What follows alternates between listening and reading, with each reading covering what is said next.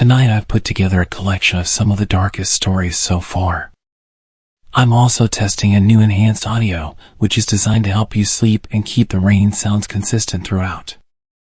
I'm always trying to improve these videos to make them ideal for sleeping. If you have any feedback, please let me know in the comments. Before we begin, if you think you might fall asleep, please introduce yourself in the comments. Please also like the video and subscribe if you haven't already. I'm always interested in knowing what country everyone is from, so let us know in the comments and share what time it is where you are. Thank you once more for joining me.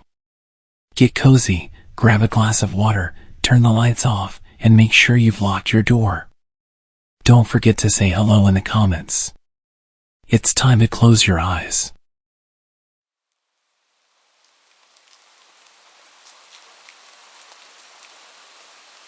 I'm currently 29, I'm a woman, and this took place when I was 14. I had just started 8th grade. I grew up in Southeast Texas, and as many of y'all know, fall is still very much a part of hurricane season. It was a Friday night, and it was just me and my mom at home. My dad was out of town for work. I originally had plans to spend the night at a friend's house, but there was a tropical storm coming, and my mom decided last minute that she would rather have me at home that night. I was quite annoyed. Tropical storms weren't normally taken too seriously. I honestly felt like she was overreacting. Of course, this was my mentality of, I'm 14, and therefore so grown up. My mom did feel bad, so we rented a bunch of movies, ordered a pizza, and got a bunch of ice cream for a great night in. My parents' bedroom was on the opposite end of the house from mine. Okay, this is important for later. We lived in a split-level house. The house I grew up in was built in 1950 and was a postmodern style, think Frank Lloyd Wright. The entire back part of the house was all floor-to-ceiling windows, about 8 to 9 feet tall, think of just a huge wall of glass. The whole house was an open floor plan, so the kitchen was the first defined room with walls on the first floor, and my bedroom was directly off of the kitchen, while my parents' room was at the top of the stairs. I apologize if this is difficult to visualize. This was a modern-style house, and it's difficult to describe. She had gone to bed around 10 p.m., and I went to my room to watch 2 movies that I had rented just for myself. The storm was really starting to get rough, the wind was picking up, and it was raining sideways. I was in the middle of watching The New Guy, and I still remember looking at my clock and it said 12:53 a.m.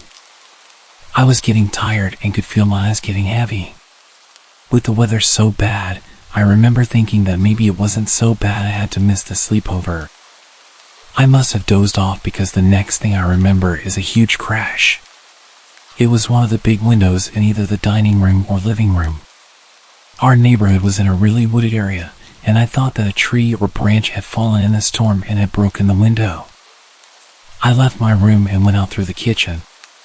Right as I was approaching the doorway from the kitchen to the dining room, I could see my mom coming down the stairs. I saw a man standing in our dining room covered in blood. Due to where he was standing, I couldn't get to my mom.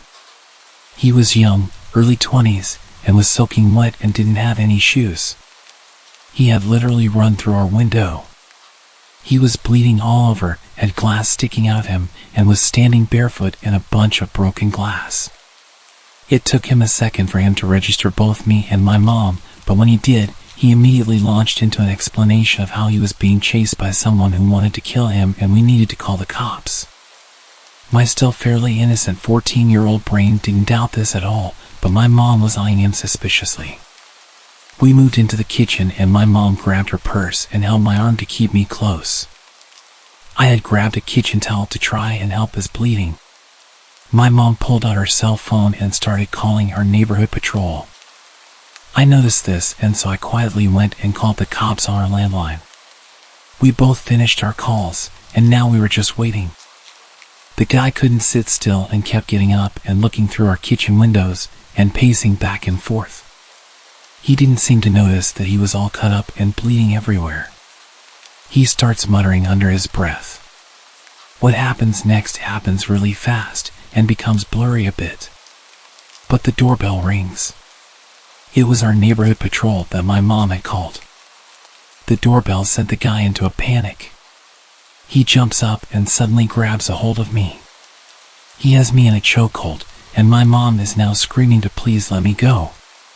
He starts looking around all frantic and is pulling me through the dining room and living room toward our stairs. At some point, the bell rings again. My mom is following, still begging to let me go. He has me at the stairs, and my mom has the choice now to go to the front door to open it or follow him up the stairs. She runs for the door just as he pulls me up the last of the stairs. I hear our alarm start blaring. Normally we arm it at night, so you would need to type in the code before opening a door. He pulls me into my parents' room, but as soon as we get into the room, he drops me and starts to freak out. It was apparently all the lights. He starts smashing lamps trying to get all the lights off, screaming that they were burning him. There's a small garden off my parents' bedroom, and they have garden lights they turn on at night. He takes a chair and throws it at the glass door, trying to smash it so he can get to those lights. At least that's what it looks like.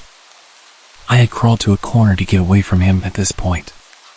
When he completely turns away from me to grab another chair, I make my run for it.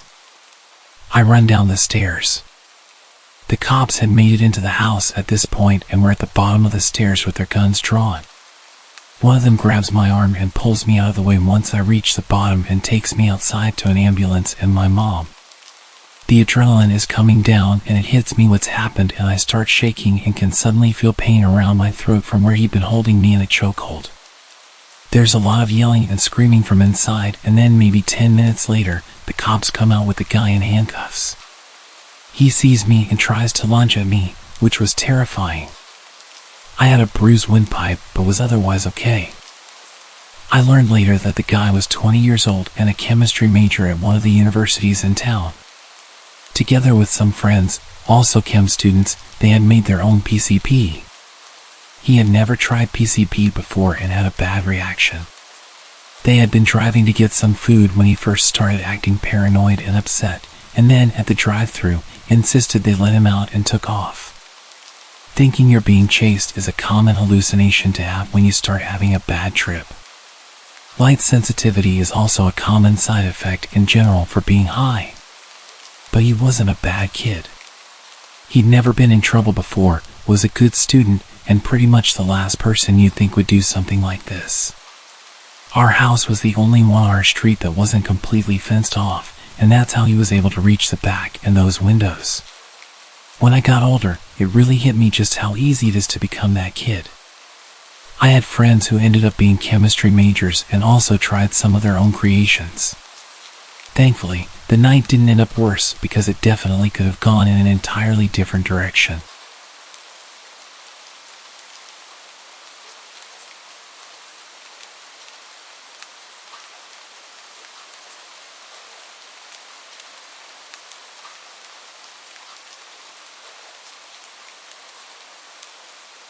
About 12 years ago, when I was 9 years old, I was home alone with my 12-year-old brother. We were supposed to go to my aunt's house to have lunch and wait for my mother there. We got up at 10:30 a.m., I took a shower, and then my brother took one after I was done. After that, we were both in the bathroom brushing our teeth and finishing up when we heard someone knock on our door. Since every time someone knocked at our door they turned out to be a salesman or a Jehovah's Witness, we kind of waited for them to go away. After a couple of minutes, I went to see if they were still outside through the window, and no one was there. What a relief. We continued getting ready when we saw a shadow pass by through the bathroom window, which was kind of like a small square of frosted glass. We waited and watched just in case it was a bird flying by, when suddenly a hand hit it. We got scared. We didn't know what to do. My brother had his cell phone, so we immediately called the police. While it was ringing, we heard a loud bang at the door. Someone was trying to break it down.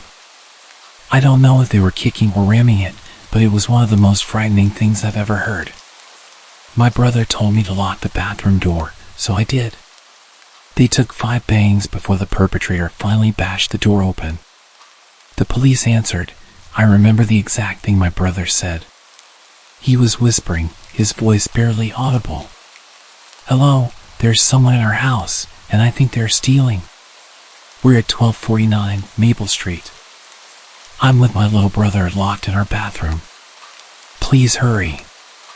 While all this was happening, I was sitting against the wall, hugging my knees. It was one of the most nerve-wracking experiences ever. I could hear the man going through all of our stuff, emptying drawers, going up and down the stairs, opening cabinets. He even broke a few cups and plates. Then I heard the sound my cell phone makes when it turns off, and I remembered leaving it on the kitchen table. I felt so stupid for leaving it there. Things continued for a couple of minutes when we heard him trying to open the door to the bathroom. My brother got a hold of a big metal rod we had lying around there. The man started kicking the door, shouting, "Who's there?" We said nothing. Another kick, then another.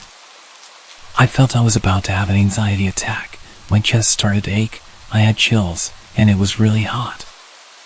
I tried to remain calm, but it was just too much. After that, he stopped.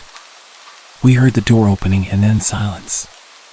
We waited for almost 10 minutes before going out of the bathroom. The living room was a total mess, lots of papers and books on the floor, cabinets open, cups and plates scattered on the floor. In our mother's bedroom, the nightstand and the closet were open, and everything inside them was all over the place. Upstairs in our room, it was the same thing. In about 5 minutes, the man had gone through everything we had and left a total mess. After that, my brother called my mom, and she ordered us to go to my aunt's house as soon as possible, so we did. When we got there, I was a little more relaxed. My aunt was waiting with us with ice cream, probably because my mom had told her everything, and she wanted to calm us down a bit. We got back home at about 5 o'clock. My mom told her boss she had a home emergency, so she left early. She tidied up the house, cleaned up, and left everything the way it was before so we could be relaxed. I really appreciate her effort and my aunt's attempt to calm us down and do everything so we didn't have to think about it. According to my mom, the police got to our house after she arrived, about 3 to 4 hours after the incident. She explained everything, but because of a lack of evidence, nothing could be done. The man was never caught, and honestly, I don't think they even tried to search for him. The next few days, my mom was home with us. Now I tell the story as a funny anecdote.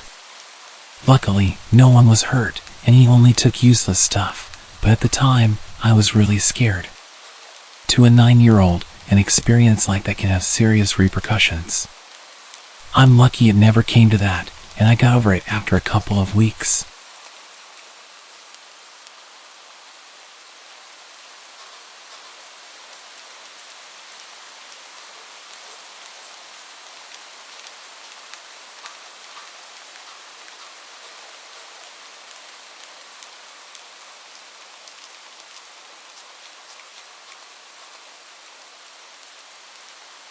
This story happened about 2 years ago when I was 19 and my foster sister was 16. It was the summer before I was going to college, and I mostly lived with my mom and my sister except for every other weekend when I'd stay with my dad. Summers where I live can get really hot and humid, so we had a habit of walking the dogs around 7 p.m. when it would be cooler but still light outside. On this particular evening, Mom wasn't going to be home until late. She often participated in choirs, Bible studies, youth group events, and more, so it wasn't uncommon for my sister and I to be left home alone until 8 or 9 p.m. Therefore, it was up to us to walk the dogs by ourselves. Even though we lived in the countryside, we decided to drive 20 minutes to a park for a change of scenery. Let me explain the layout of the park for clarity. The park isn't very big, but it's popular because of its mile-long looping road with attractions like playgrounds, ponds, and a small country hall spaced out on the inner side. The outer side features just grass and trees with one playground at its end. It's common to pass people walking the loop at least twice if you're walking in opposite directions, but not if you're walking the same way. Any cars on this road can only drive in one direction because it's a one-way road. Everything about the walk started normally. We parked the car, leashed our dogs, and began walking the loop. Occasionally, we'd stop so I could take pictures of our dogs and my sister wrangling our larger dog, who pulls like his life depends on it and wants to smell everything. During one of these stops, a man in his 40s passed us walking in the same direction. He smiled at my sister, told us we had cute dogs, and continued walking. We thought nothing of it. After all, it's common to exchange greetings in the park. However, this man passed us again only 10 minutes later. This time directly across from where we'd first seen him. He greeted us again with a smile and a hi. This time, we both looked at each other, acknowledging the strange guy. It seemed odd that he had managed to loop back to us so quickly and that he had cut in front of us so closely, nearly touching my sister. Not even 5 minutes later, the same man passed us again, cutting even closer and greeting us once more. This was the moment I decided we needed to leave. It was abnormal to pass someone 3 times so quickly on this loop without them taking a shortcut or altering their path significantly. We hurried back to our car. As we neared it, we noticed a car creeping along behind us. We stopped to let it pass, but it also stopped. When another car approached, the first car sped away. We quickly packed the dogs into our car and drove home. Once home, we settled in for the evening. Around 9:30, while we were in the living room, we noticed the ceiling light up momentarily as if from car headlights, but we dismissed it, thinking Mom was coming home. A few minutes later, the motion sensor light on the porch turned on. Soon after, we heard the storm door open, but no one came in. Our dogs suddenly started barking aggressively, and the storm door slammed shut. My sister, brave as she is, went outside with a kitchen knife to investigate, but saw a man's outline by our old dog kennel. She quickly came back inside, and we locked the door. I called my mom, who advised us to ensure all doors were locked and the dogs were inside. When she arrived home and we explained what had happened, we called the non-emergency police number. The officers who came did not find anyone and seemed to think we were overreacting. To this day, we still believe someone with malicious intent was at our house, possibly the same man from the park. Whether or not this is true, the experience taught us to always trust our instincts. If you feel someone is paying too much attention to you, do not head straight home. Be aware of your surroundings and stay in public spaces if possible. You never know who might be watching.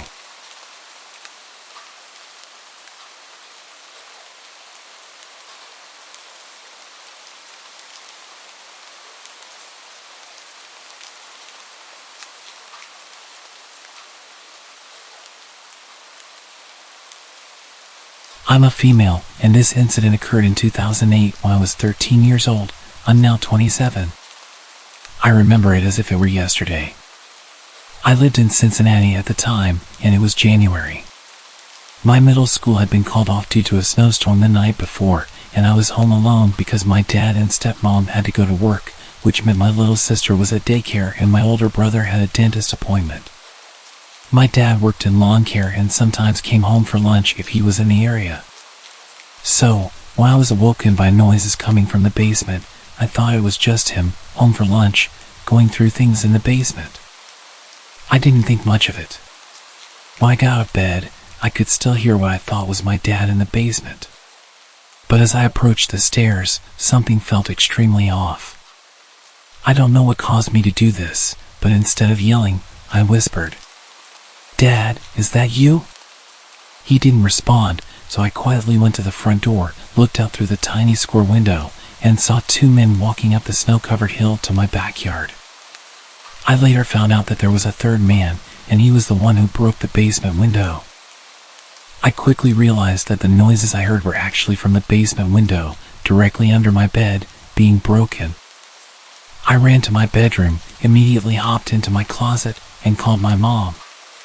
When she answered, and I told her what was happening, she called my brother to see if he would come home because I had a history of being scared to be home alone. Neither of them actually believed that there were people in the house. Before my brother got there, and right after I got off the phone with my mom, I called the cops. I don't think the dispatcher believed me at first because she asked me several times if I was sure there were people trying to enter my house. Meanwhile, the three men had already entered the house and were running up the stairs from the basement. After I told her that, I immediately noticed a change in her voice, and she told me to stay calm and asked me if I was in a safe place. I told her I was in my bedroom closet, except the door wouldn't close all the way because my room was only clean because I threw a lot of it in my closet, so I had to hold my closet door shut. The dispatcher told me to let her know what I could hear, if anything. I told her that I heard them talking to each other in the living room, but I couldn't understand what they were saying. The next thing I knew, they were breaking down the door of my dad's bedroom, which was right next to my room. Not long after that, I saw through the crack of my closet door one of the men enter my room, and a few seconds later, he walked back out, obviously realizing it was a child's bedroom and that he wasn't going to find anything worthwhile in there. A few moments later, one of the men shouted, "He's home!" And they all started running away. A bit of backstory about the house: it was fairly old. So to open all of the windows, even the basement ones, you had to crack a lever to open or close them. Unlike the glass block windows that can't be broken or seen through. Not only that, but the front door didn't open because the house had settled too much and wouldn't unlock, so the couch was in front of it. Because the front door didn't work, we used the side door to get in and out. I'm not sure why, but the side door had to be unlocked with a key from the inside of the house to be able to leave. Everybody had a key besides my little sister. That being said, the men had to leave the way they entered, with everything they were trying to steal, which was through the basement window. After the dispatcher informed me that the police had my house surrounded and it was safe to come out, it took me quite a while to leave my closet because I didn't truly know if they were gone. When I finally got the courage to get out, I grabbed my key and darted to the side door to let the police inside. I didn't see my brother anywhere, so I didn't know if something had happened to him or if it was even him who came. Not long after I let the police inside, my brother came walking into the dining room. I jumped up so fast and gave him the biggest hug I'd ever given him. When the police asked us to tell them what happened, I heard my brother tell them that when he got to the house, he walked up to the side door as he normally would, and when he was about to unlock it, he was met by one of the men through the window. He said the man cocked his gun, put it up to the glass, and said, "Hey." After that, he said he froze up, and then when he could finally feel his legs again, he ran up the street and started knocking on doors. After about 3 houses, he knocked on the 4th, and a little girl answered. He asked her to go get her mom. He told her that there were men inside her house and his little sister was inside. She called the police, and my brother then called our grandparents to let them know that I was telling the truth. The township reached out to my dad and invited us to come to the town center about a week after the break-in. When we got there, I was surrounded by the officers who apprehended the men, and they awarded me with a certificate of bravery for staying calm and helping them catch the man, along with a little gift bag of girly items. About a month later, we had to go to the men's court date, where we met a woman and her son in the waiting area who had their house broken into a week before ours was broken into. It just so happened that they stole one of the guns she had. As it turned out, the 2 men had 3 guns, but only one of them was loaded. I was way too overwhelmed to be in the courtroom and had to see the man again, so the judge allowed us to stay in the waiting area until their hearing was over. 2 of the men ended up getting 7 years in prison, and the other got 12 years in prison because he pulled a gun on my brother. They're all out of prison now, and for a little while, I was scared that they would come back once they got out, because my dad still lives there, but nothing has happened since then. I've always heard stories about houses being broken into, but I never thought it would happen to me. I'm really glad that I was old enough to know what to do in that situation and that the man never knew I was in the house with them until they were in court, because who knows what they would have done if they knew.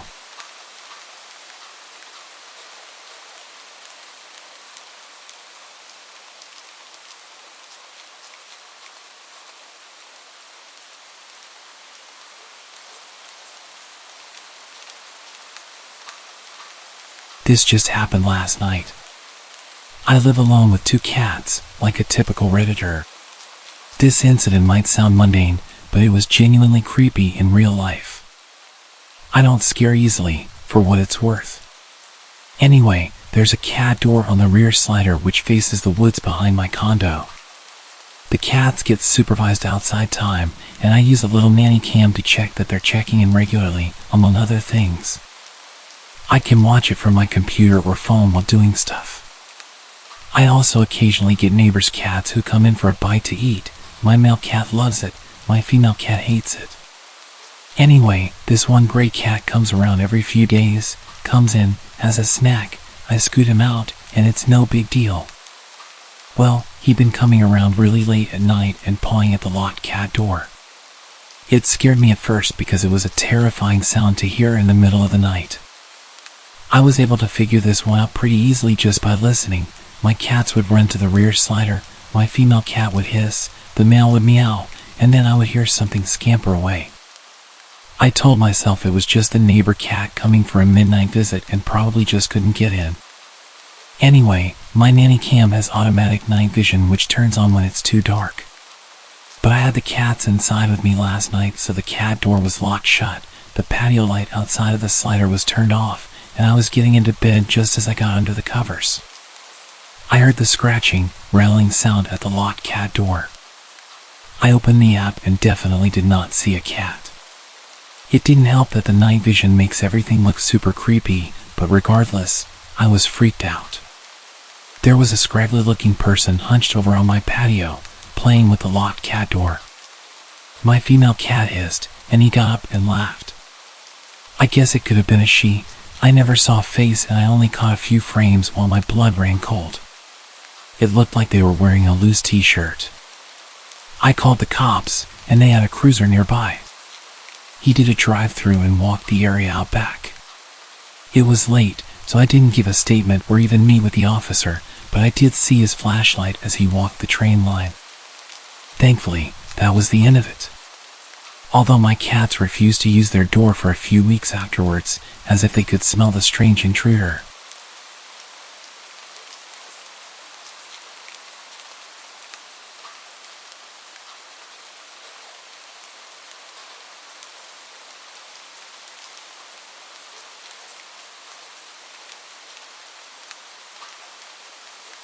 I'm a security guard for an alarm response company. We answer alarms for businesses and private residences. 99% of the time it's a motion detector set off by a cat, or a restaurant forgot to disarm their stuff before the stock truck arrived to unload. In this case, I was called out to a house where the back door alarm was set off. Like it thought someone opened it. The owner was out of town, but she was alerted by her app and her mother met me there. We checked the door, it's locked. We figured maybe someone tried the door but it didn't budge, setting off the alarm. But there's a light on inside. The mom mentions this to her daughter on the phone. The daughter says she isn't sure if she left the light on or not. It's a good idea to make people think someone's home, but she just isn't sure. That gave me a bad tingle. The mother wanted to go inside to check. However, she didn't have a spare key. The neighbor did, but they were asleep and the mom didn't want to wake them. So, I fill out my papers and go back to my normal patrol routes. An hour later, the same home sends an alert out. I'm the only one in my city zone, so I answer it again. When I pull up, police and CSI are there already and they're talking to the mother and the now awake neighbor. They are reviewing video footage sent to them by the daughter. I look at the footage. There were 4 men that were armed wearing masks and hoodies. They came out of the bathroom a minute after the mother and I left. They proceeded to rob the place. They had broken in and locked the door behind them for appearances. They're the ones who turned on the light. The mother told me 3 guys had robbed her daughter's home a month before. Somehow, they knew when this girl would be out of town. They appeared smart, desiring a quiet robbery without conflict. But they brought guns, so they were prepared to shoot their way out of trouble if they needed to. The mother had wanted to go in. If she'd had a key, or woken the neighbor for the spare, we would likely have been shot dead by these guys when we went inside. Work doesn't give me Kevlar vests or anything. If I ever get another house call and someone's in there, I am not going inside no matter what is asked of me. I count myself fortunate the way was blocked this time, because I was prepared to foolishly go in and check if I could. The 1% of the calls where something is actually off, it has never been as bad as this one.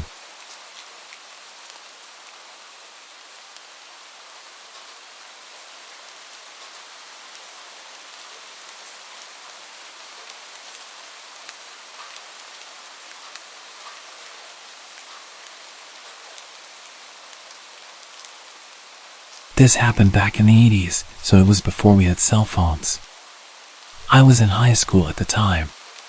One night after dinner, my mom suggested we take a walk around the block.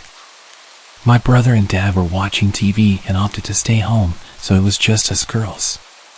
We lived on the fringes of the suburbs in a subdivision that was semi-rural. By that, I mean there were houses but no street lights or sidewalks. Everyone had septic tanks as there was no sewer service and that kind of thing. The houses were all set well back from the road and the lots were wooded. Anyway, we were walking around the block, which is about 1.5 miles in total, and we were almost back home. It was pitch black that night, there was no moon, and we had a flashlight to use as needed. Without it, you couldn't see much past a foot around you. We mainly used it as a signal if a car went by, but there wasn't really anyone around, so we had it switched off and were just walking and chatting. Just as we turned the corner onto our street, we suddenly heard footsteps behind us.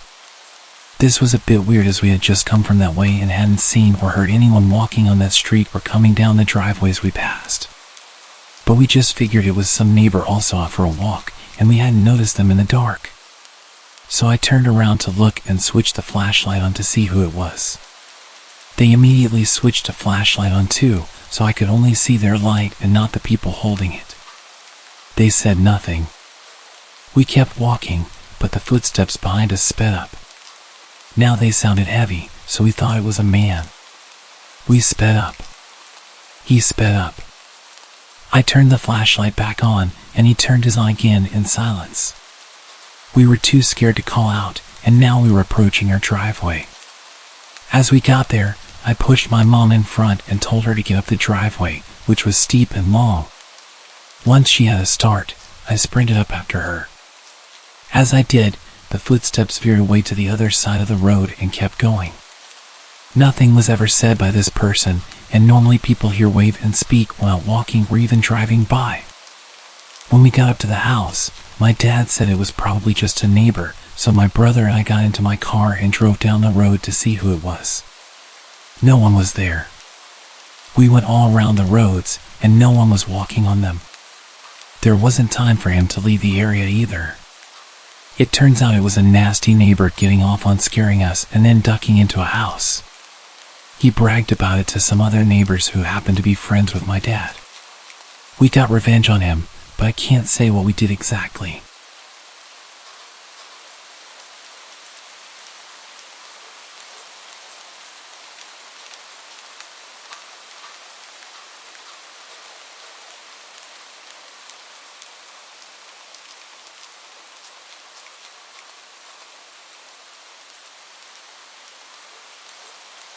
Although it might not seem like it, this incident happened quite a while back, probably over 10 years ago.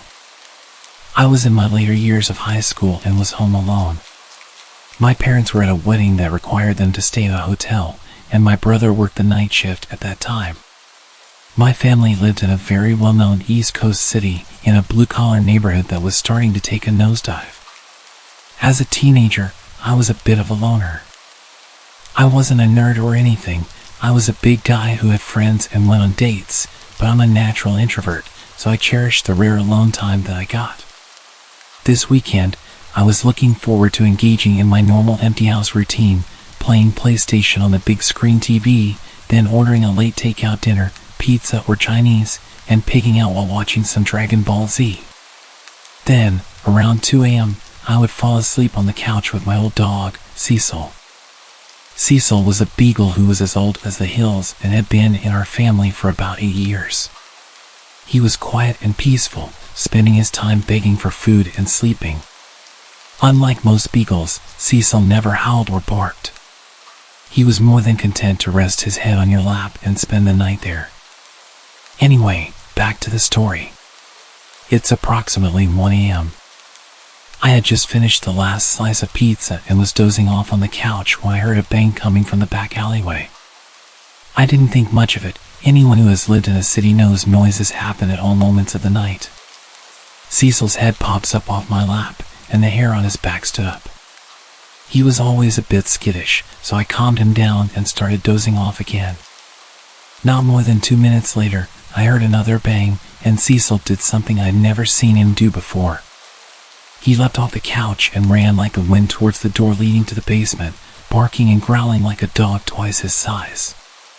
The look on his face reminded me of a German Shepherd from a K9 unit. I'd never seen him like that before, which got my adrenaline pumping. Through the dog's barking, I could now make out a persistent banging. There was a seldom used door in the basement that led out to our back alleyway.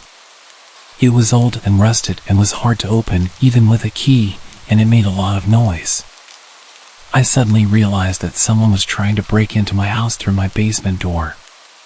For a quick bit of context for anyone who hasn't lived in a bad neighborhood, if someone tries to get into your house and moves on after they realize the door is locked, they want your stuff. If someone is persistently trying to get into your house despite the door being locked, well, they want you. Knowing this, I rushed upstairs to grab the heavy wooden baseball bat that I kept under my bed for situations like this, then I headed down to my basement. I probably should have run, but I was a macho teenager with a tough guy complex, and I also didn't have anywhere to go. While I was heading down the stairs to my basement, Cecil blew past me with the speed and aggression of a dog half his age. Suddenly, I heard a man's voice saying, "Oh," and the banging stopped. I didn't call the cops or anyone else, which was probably the dumbest thing I've ever done. I just sat up for the rest of the night with a bat in hand. My brother came home that morning, and I told him what had happened. We went to the basement door to take a look, and when we gave it a tug to open it, the whole door fell off. This psycho was one good shove away from getting into my house, but old Cecil scared him off. I'm pretty sure that fat, lazy old dog saved my life. When I tell people this story, they dismiss his actions as a dog doing what a dog does. But when I tell you that Cecil never barked or moved that fast in his life, you can take that to the bank. It was almost like he knew the urgency, like he knew that door was going to give. A few years back, we had to have him put down because he got too old and was in a lot of pain. Before the injection, I got a moment alone with him. I thanked him one last time for his friendship and for what he did that night. At this point, I was a grown man with a wife and kids. I'm convinced that none of that would have happened without old Cecil. Thanks, pal. I miss you.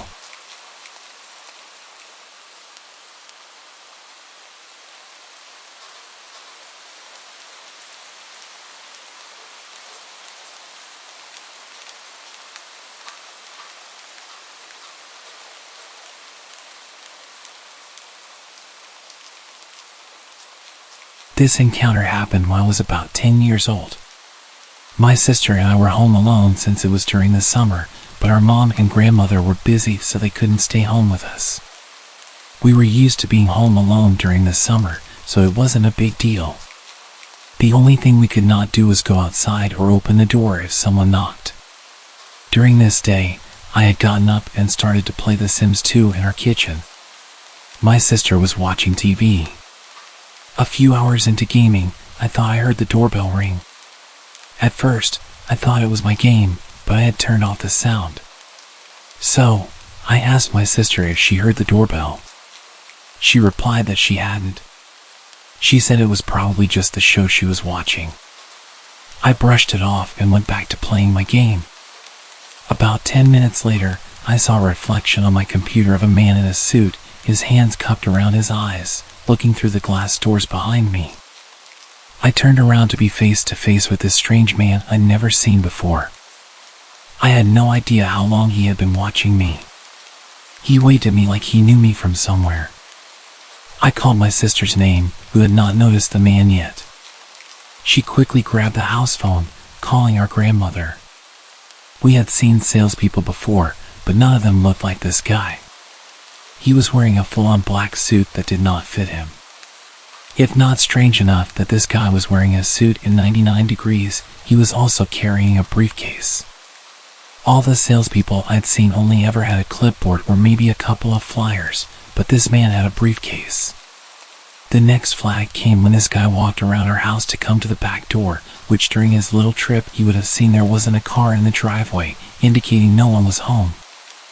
As I was getting up to hide, the man reached down and grabbed the doorknob, starting to jiggle it forcefully. Thankfully, the door was locked. He looks at me, smiling, and gestured at me to come and unlock the door for him.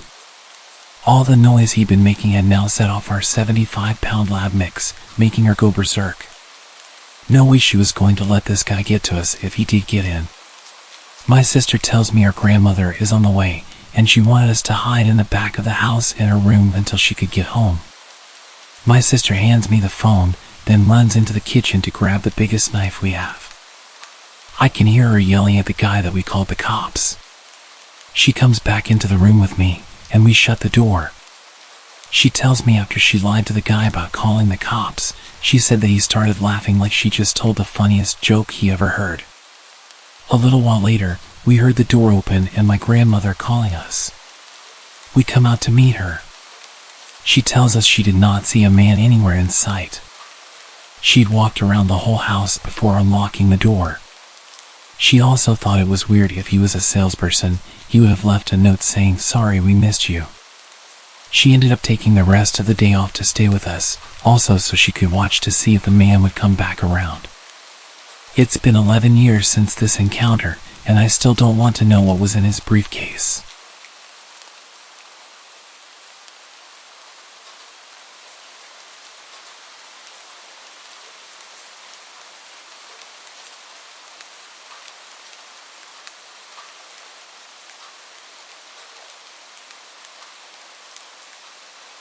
This incident occurred almost 5 years ago, shortly after I moved into my current home with my husband.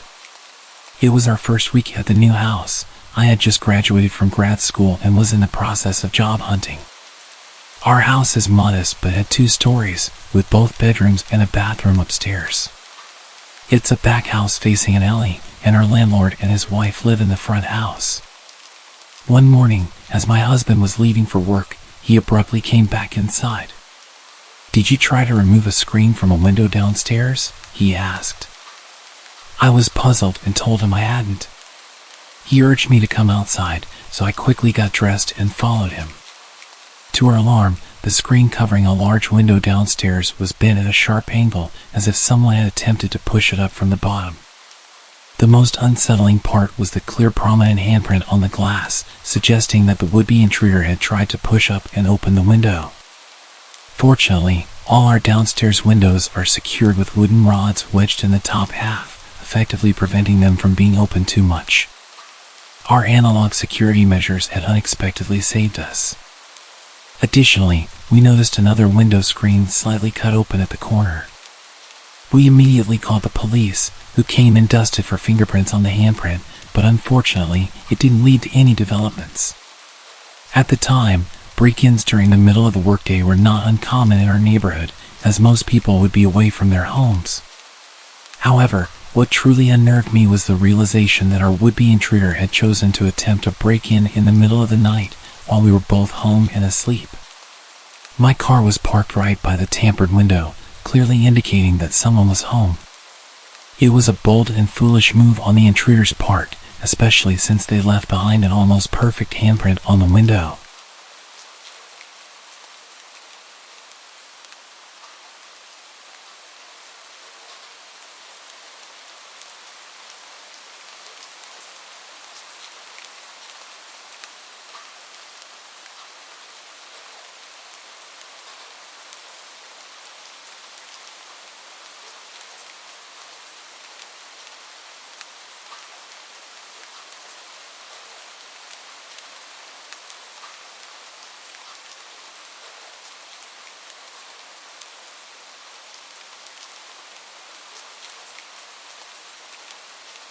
And downloaded the required programs.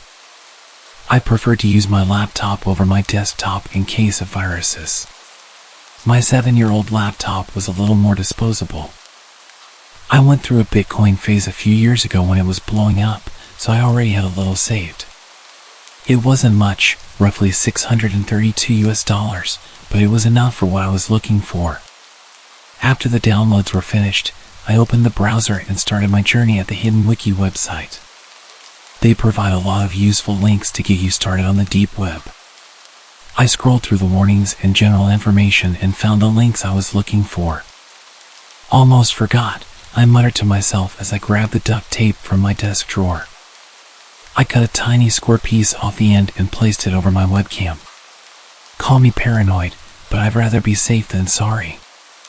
I clicked on the first link and waited what seemed like forever for the page to load. It was another very plain page with a list of popular websites that you could scroll through on the side. I continued my search through the web links until I found a page dedicated to mystery boxes. I wanted to find one around $500 so people knew I meant business on my channel. I was worried about being scammed. I decided to continue my search after a quick bathroom break. When I came back, I noticed my mouse was off to the side and I couldn't see it on the screen. I wiggled it around to see if it would appear, but the web page was a similar color to the mouse cursor, so I couldn't see it. I clicked a few times to see if my mouse was working and accidentally clicked a link. I was taken to a pitch black page with small white text near the top. I'm selling one random package to anyone brave enough to receive it for only $400 or best offer. I thought to myself and decided I'll take my shot. I hit the small payment button and was asked how much I'd like to spend. I entered $300 with my fingers crossed. The payment went through without any hesitation, and I was instantly met with a chat box asking where I'd like my package sent. I know this wasn't a good idea, and I regret it to this day, but I assumed the other YouTube channels used their own addresses often, so I thought nothing of it. Without much consideration, I gave them my full name and address. I waited over a month for the box to arrive. 36 days to be exact. It came directly to my front porch. It was wrapped numerous times in tape and looked really suspicious. I set my camera on the tripod and adjusted it to show the box on a small wooden table. I draped a sheet in the background to make it look a little more professional. I collected some gloves and scissors so I could film the video in one go. Hey everybody, welcome to tonight's vlog. I continued my monologue, mentioning how I got the box and how much I paid. Without wasting further time, let's open this deep web mystery box. I grabbed the scissors and cut along the red tape. I made sure my gloves were on tight and I ripped the box open. My brow furrowed as I saw just one book. Without saying a word, I took the book out of the box. I was pretty pissed that I'd spent $300 on a book. Well, looks like we got a dud. These pages better be made of gold. The outside of the book was old and tattered, and it smelled of mildew and mold. I cracked the book open to the first page and glanced over the contents. It's an old photo album. Smells like rot. Let's look at these pictures. I showed the camera a view of the page's contents. It had 4 pictures on the first page, all labeled by days. The pictures were taken with an old Polaroid camera. There were pictures of airplanes, random suitcases, a couple of taxis, and some pretty shady motels. Looks like someone's old travel photos. I continued flipping through the pages. Every day was a different photo of nature, cars, or trains. Day 18 held the oddest photo yet. It was just a mask, handcuffs, a gag, and a bottle of some sort of drug. These people had one hell of a party, I said to the camera, trying to keep the video interesting. I zoomed in on the picture with the camera, so everyone could see it. Around day 30, things started getting weird. There was a picture of a house, but not just any house. It was my parents' home. I covered my mouth with my hand as I gasped for air. How is this possible? I was unable to form a sentence. I was at a loss for words. These were undeniably personal photos. Day 33, I turned the page and there was a woman handcuffed and gagged.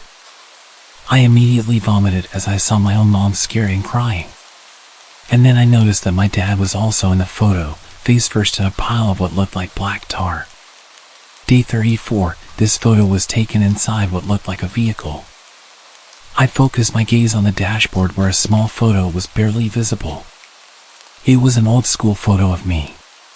They were in my dad's truck. Day 35, another house, but this one much smaller. The photo was too blurry to make out the details. My hands were trembling and all I could hear was my heartbeat pounding in my ears. I flipped to the last page. I immediately threw the book to the ground and ran to the window. I jiggled the hatch frantically and threw it open. Without hesitation, I jumped out and ran to the neighbors. As I was running, I turned around for a brief second. What I saw haunts me to this day. A tall hooded figure stood in my room, looking at me through the window. He stood motionless before lifting his hand and waving. I screamed for my neighbor who hurried me inside and called the cops. I sat and just cried. I cried out of fear for my life. I cried for my parents. I cried because it was all my fault. My lack of common sense got my parents killed and I will have to live with that forever. If you access the deep web, do not release any personal information. Even if people on YouTube do it. Most of it's not real. And always check your boxes. It would have saved me a lot of trouble if I had noticed it had no tracking sticker on it. It was hand delivered.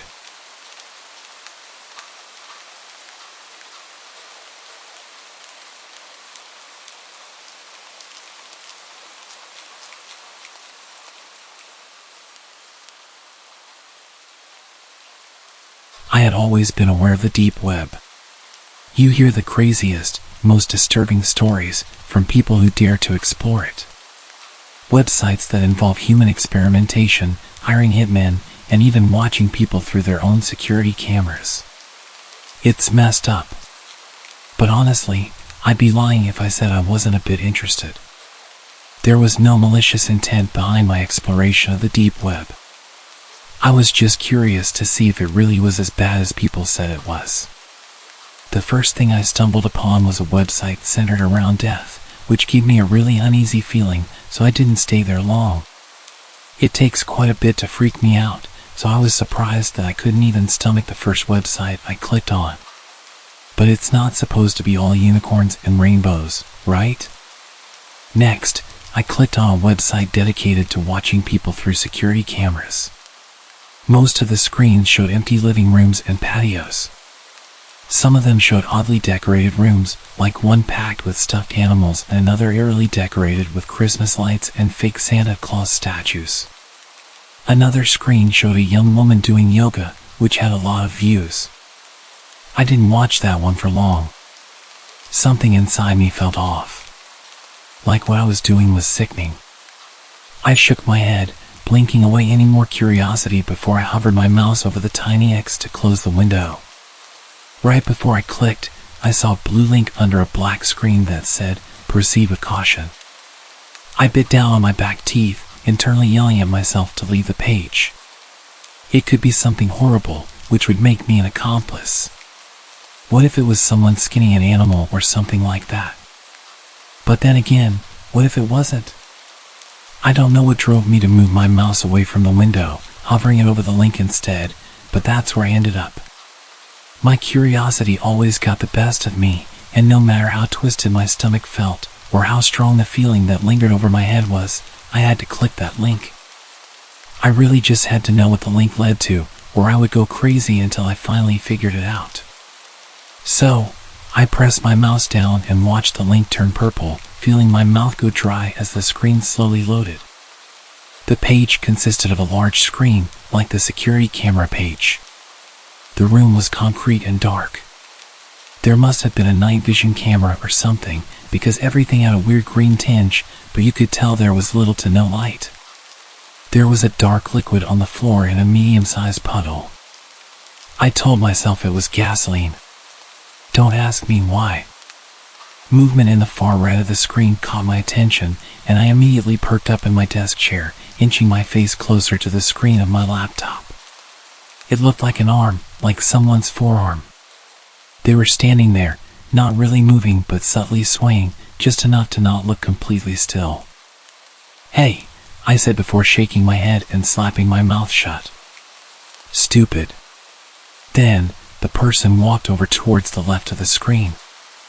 I felt my stomach knot, felt my throat tingle and tighten, and felt bile rising in the back of my throat. I knew my mouth was open, gaping, and my eyes were wide, my face twisted in an expression of pure disgust. It was a young woman.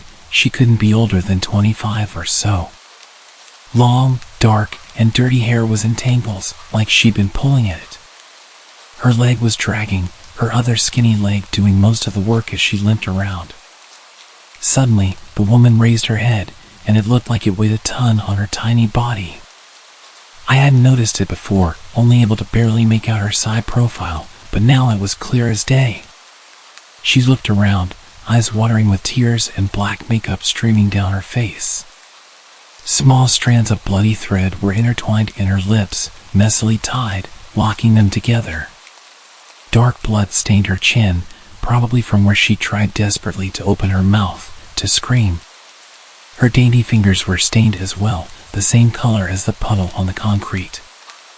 My whole body felt weak. My stomach was sick. I tried to tell myself it was fake, that it was all a big hoax. My eyes scanned to the bottom left of the screen. 5,623 people were watching. Unable to fight it any longer, I ran straight into the bathroom, puking my insides into the toilet bowl. Everything in me felt disgusting. Twisted. Once I was finally done, I lay on the floor of the bathroom, letting the cold towels try to soothe my burning body. My head was spinning. I kept repeating to myself that I shouldn't have clicked the link, I should have left, I should have closed the window and told my inner curiosity to go away.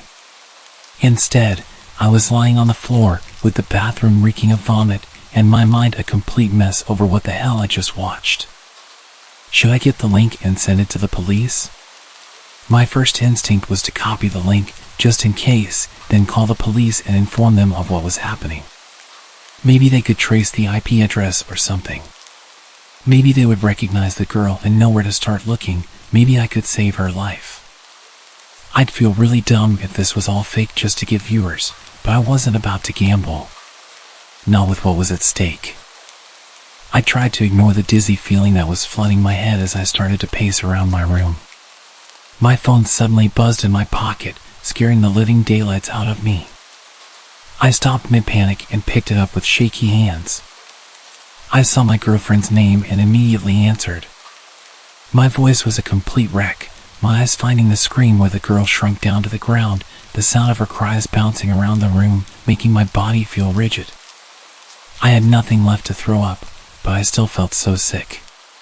"Madeline, you're not going to believe what I just saw." "What? Are you okay? Have you been crying?" "I'm not okay," I answered, averting my eyes from the screen. "I know you said to stay away from the deep web, but... Are you kidding me?" Her voice went from caring to mad in a split second. "I told you to stay away from that place. You never listened to me." "There's a girl," I said. "She's trapped in some basement or something. Her mouth is sewn shut. There's blood all over her face and hands." "I don't know what to do, Madeline." The woman's cries got louder and more desperate, but muffled. "I'm so sorry. Close it out, clear your history, and never go back there again." "I'm not kidding. But, should I call?" "No." Her voice was stern. "You don't know if it's real. It's probably staged to get attention. Apparently idiots click on things like that. People do it all the time. That's why I said it'd be best if you just stayed away from there. You could get yourself into a lot of trouble." I didn't say anything, wordlessly walking over to the desk. My hands shook as I moved the mouse to the small X once more. My eyes watched the number of viewers slowly tick higher before I closed the window. I felt even worse than before. We can file a report tomorrow, but go to sleep and stay away from the deep web. I can't believe you even went there in the first place. I didn't have the energy to argue with her. Guilt plagued my whole body. It was all I could feel. I told her good night, that I was sorry and that I loved her before I made my way to the couch to sleep. It didn't feel right being in my bedroom or anywhere near my computer. Not while that girl was still trapped, unable to scream for help, unable to talk at all. I know it could be fake, but was that really a risk I was willing to take? I looked up some Google searches about what was fake on those kind of websites and read multiple stories about staged webcam videos, which made me feel a little bit better. But it didn't make the guilty feeling go away. It's safe to say that I didn't get much sleep. Every time I closed my eyes or even began to drift off, I would see the woman's face, the thread laced into her lips, the blood staining her mouth, her fingers, the floor. I continued to grow more and more anxious and uneasy, deciding that maybe getting out of the house, heading over to the local CVS and picking up some melatonin might help. I threw my blanket off, slid on my shoes, and grabbed my keys and wallet from the nightstand. The cold air felt amazing and did wonders to calm the whirlwind of thoughts in my head. I went to check the time, realizing I'd left my phone at home. Not a huge deal, the store was only a few minutes away from my house. I ended up buying melatonin and a stronger sleeping pill just in case it didn't work. I also got a pack of bottled water to rehydrate after vomiting earlier. By the time I got home, I felt much better, which lasted about 3 seconds before I noticed that my front door was wide open. I may have been in a state of shock and panic, but I never ever leave my front door open or even unlocked. My heart immediately began to thud against my chest. I got out of my car, closing the door quietly and unlocking my trunk, grabbing the crowbar that I kept in there. I yelled into the house, waiting for any noise.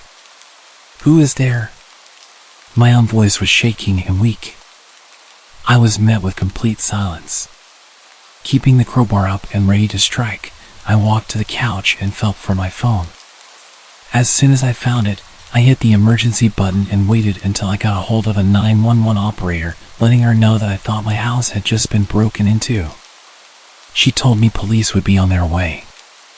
After checking around the house for anything out of place, I decided to give my girlfriend a call, letting her know what had happened. The phone rang and just kept ringing. After getting her voicemail, I hung up, knowing she'd probably be asleep this late at night. I waited about 20 or so minutes for the police to show up and walked around with them like a scared puppy as they checked every room. They ended up just having me fill out a report, telling me they'd keep patrol cars in the area just in case anyone else got hit. As they were leaving, I checked to see if Madeline had called back yet, but there weren't any missed calls. However, I did notice several outgoing calls to her cell phone. Outgoing call to Madeline, 3:12 a.m. There were multiple outgoing calls to her, almost every 2 minutes. They stopped at 3:56 a.m., which was around the time I'd gotten home. My mind went into automatic panic, knowing for a fact that I did not make those calls. I quickly checked my texts, reading what I apparently sent out at 3:23 a.m. "Hey, can't sleep. Gonna come over. Mind leaving the back door unlocked so I can get in?" I did not send that message. My stomach dropped, my heart thudded loudly in my chest as I noticed her reply directly underneath. "Sorry, I was sleeping. Thanks for waking me up, by the way. Lose your key again? It's unlocked, don't be too late." Without a second thought, I jumped up, running to lock all the doors and windows in my house, keeping the crowbar tight in my hand as I ran to my car. I drove as fast as my little Civic would allow, all the way to her house, ignoring any stoplights. It only took me 3 minutes to get there, but I still knew it'd be too late. I made my way to her back door, feeling every cell in my body burn when I saw it was wide open.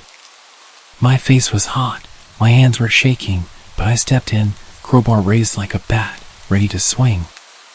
I tried to keep my emotions at bay as I looked around her dark house. "Madeline?" I called out. "Are you okay?" Nothing. Silence. Madeline? A small scream came from her bedroom just up the stairs. My legs jerked to a run as I flew up the stairs, slamming her door open. I looked at her empty bed, her empty room. Confused, I heard the scream again. Only this time, I heard it coming through her computer monitor. I felt numb as I looked at the screen, noticing the same website I saw earlier. This time there were two women. The first woman was lying on the floor, not moving, in that puddle of dark liquid. I recognized the second girl, just as I had recognized her voice. My heart shattered as I saw her face, streaked in blood, the same threading sewn into her eyelids, locking them shut. Her scream hit my bones, surrounded my body. It was all I could hear. Her face was twisted in pure terror. I cried pathetically as her voice began to go out, continuing to grow weaker and more rasped. I locked my jaw, picking up my cell and dialing the cops for the second time, only this time it barely rang once before the deep, gravelly voice of another man answered. "You should not have called." Chills shot down my body, and I heard the phone thud as it hit the carpeted floor. My breath hitched in my throat as I bent to pick it up, hanging up the call and racing down the stairs. How did he do that? How did he redirect my call away from the police? I felt my heart race as I darted out of her back door, in a frenzy as I sprinted to the closest house. I pounded on the door, screaming at the top of my lungs until the neighbor opened it, her face tired, confused, and scared. She let me in, and I explained through frantic tears what had happened.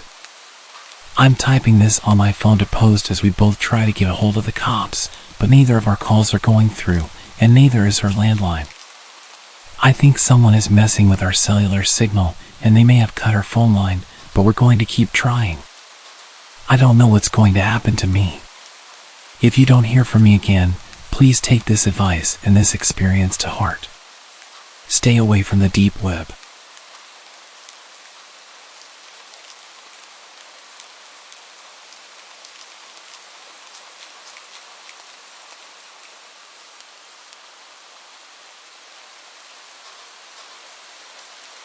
I've always had a morbid sense of curiosity.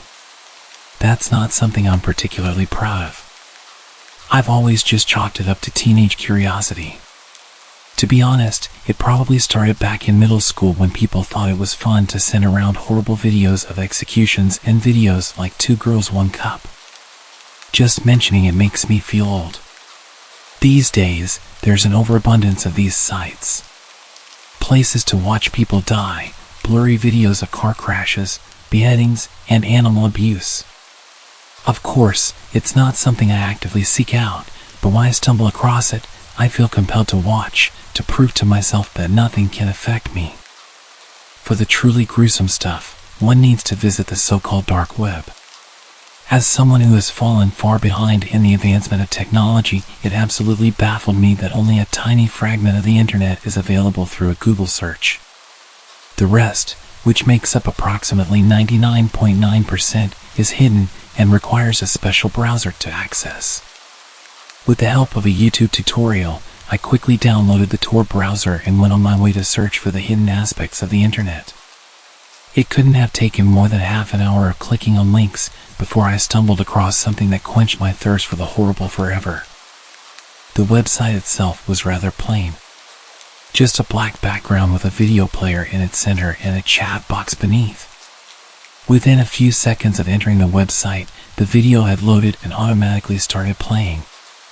What was depicted before me was a scrawny-looking man in his early 20s, strapped to a chair and covered in wounds.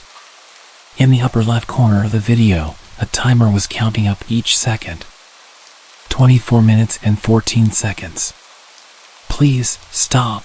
Please, it was an accident, I swear," he yelled. A larger man entered the picture, holding a large needle connected to an empty syringe. Without speaking a word, he stuck the needle as far as it could go into the victim's abdomen. The victim let out a loud scream as the man removed the needle and plunged it back in. After a few stabs, the man grabbed a hammer and hit the victim straight in the jaw, shattering his mandible and leaving him unable to form any coherent speech.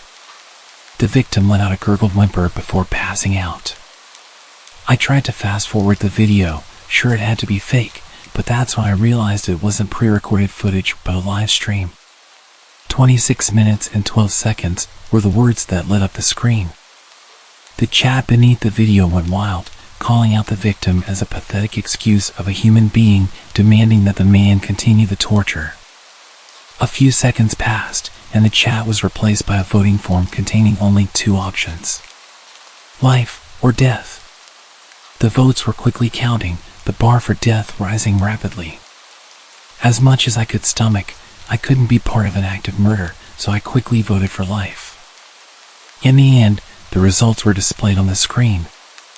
Out of 200 people, the results were 95% for death, 4% for life, and 1% did not vote. 10 people had tried to save the poor kid, but it wasn't enough. Without further warning, the man grabbed the hammer and started repeatedly hitting him, starting from the legs and working his way up until all that remained was a bloody pile of broken flesh. I sat speechless, staring helplessly at the screen as I noticed that my camera light had lit up. The video player vanished, and in its place, 10 smaller boxes popped up, all displaying people from various places around the world, all being unknowingly filmed by their own webcams. To my absolute horror, one of the boxes showed my bedroom and myself wearing a terrified expression. It quickly dawned on me that these were the people who will be next. A message appeared as a timer counted down towards 0. A few boxes turned black, to which the chat responded with laughter, a hopeless attempt at escape. 3, 2, 1. 9 of the 10 pictures disappeared from the screen, including my own, leaving the screen occupied by a middle-aged Asian man, frozen in fear. We'll see you soon. Good luck. I let out a sigh of both relief and panic. I'd escaped unharmed, but not everyone was that lucky. Of course, I called the police, but by the time they could even look into it, the link had long since expired. I don't know what else I could have done, but it taught me not to look too deep into the depths of the dark web.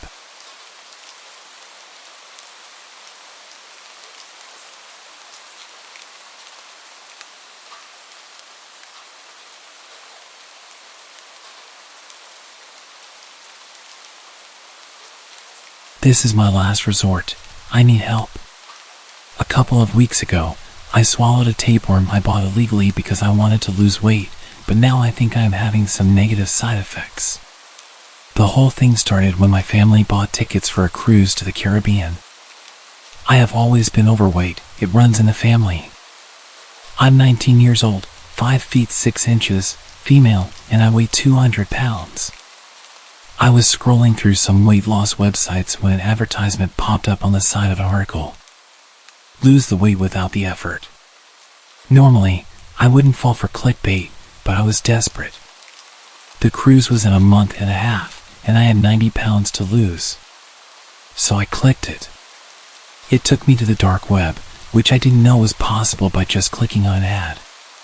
But it ended up being really cheap and really easy. They basically sent me 2 things, a little jar with the worm inside and directions for taking it, which were oddly specific. I had to swallow the worm after eating raw meat, preferably red. It had to be taken between the hours of 9 and 11 p.m., and all the lights had to be off. The worm would pass once my appetite curbed, and I had adjusted to my new lifestyle. I figured maybe these things had an effect on the tapeworm's behavior, so I thought nothing of it at the time. I forced myself to choke down an uncooked hamburger, then swallowed the worm shortly after 9:30 in pure darkness.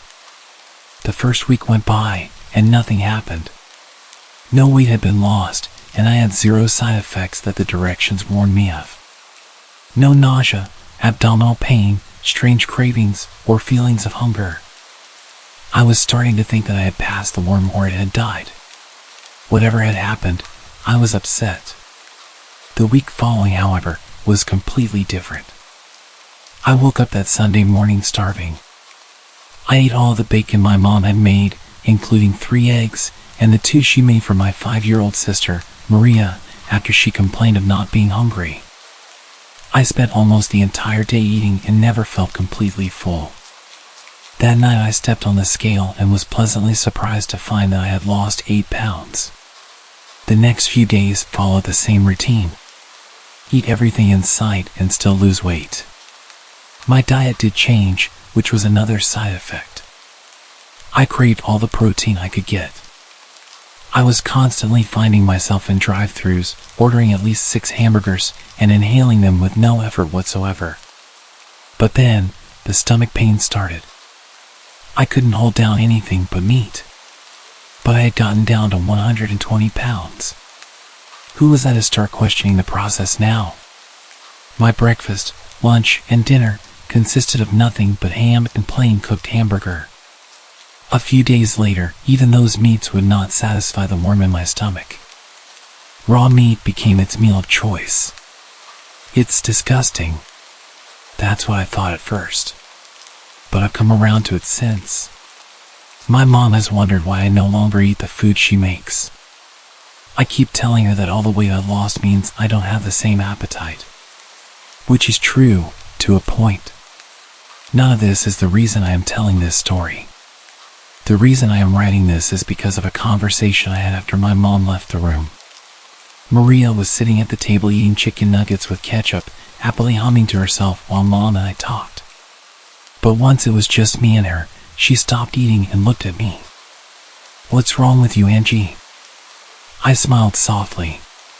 For her age, she was so mature and caring. "Nothing, Maria. I am on a diet. I'm getting healthier, so I'm not as hungry as I used to be." She frowned and widened her big eyes at me. "But I watched you. The other night you pulled raw bacon out of the fridge and you ate it all." I knelt beside her to comfort her, which is why I smelled her. She was sweet, so small and plump. The pangs in my stomach grew stronger, and I felt the roof of my mouth start to salivate. I even got a little dizzy. I was just so hungry. I looked at her little arm resting on the table, and I could practically hear all of her fresh blood running through her veins. I blinked rapidly a few times and stumbled away from my little sister and into my bedroom. I stayed there the rest of the night. That was 3 days ago. I'm down to 99 pounds. I can smell my family from my room. I snuck out last night and tried eating some uncooked hamburger, but I threw it all up. I'm so tired. I haven't slept much lately because my dreams have all been the same. I am looking down at myself. I'm at the dinner table with a full belly and a smile spread across my lips. I can't see what I'm eating, but I can taste it. Rare, bloody, tender, and so savory. It's heaven, nothing I've ever had before. Then I slowly look over to the table, and there she is. Unmoving, but certainly alive. I'm looking at Maria, she's looking back at me. She is splayed out for me like a display, teeth marks and full bites taken out of her chunky little thighs and arms. A part of her cheek is missing, and through the bloody mess, she is silent, smiling at me with those eyes. I smile back at her, and with pieces of bloodied flesh dangling from my teeth, I swallow and lean down to take another bite of my sister. That's when I wake up, crying and starving. I would go to the doctor, but I'm terrified of being out in public. There's so many tasty people out there. I can't even track down the website where I ordered it. I think I'm running out of time. I weighed in at 90 pounds 2 hours ago. I can feel the urges growing, pushing me to feed. I'm starting to really worry that my sister might not have much time left.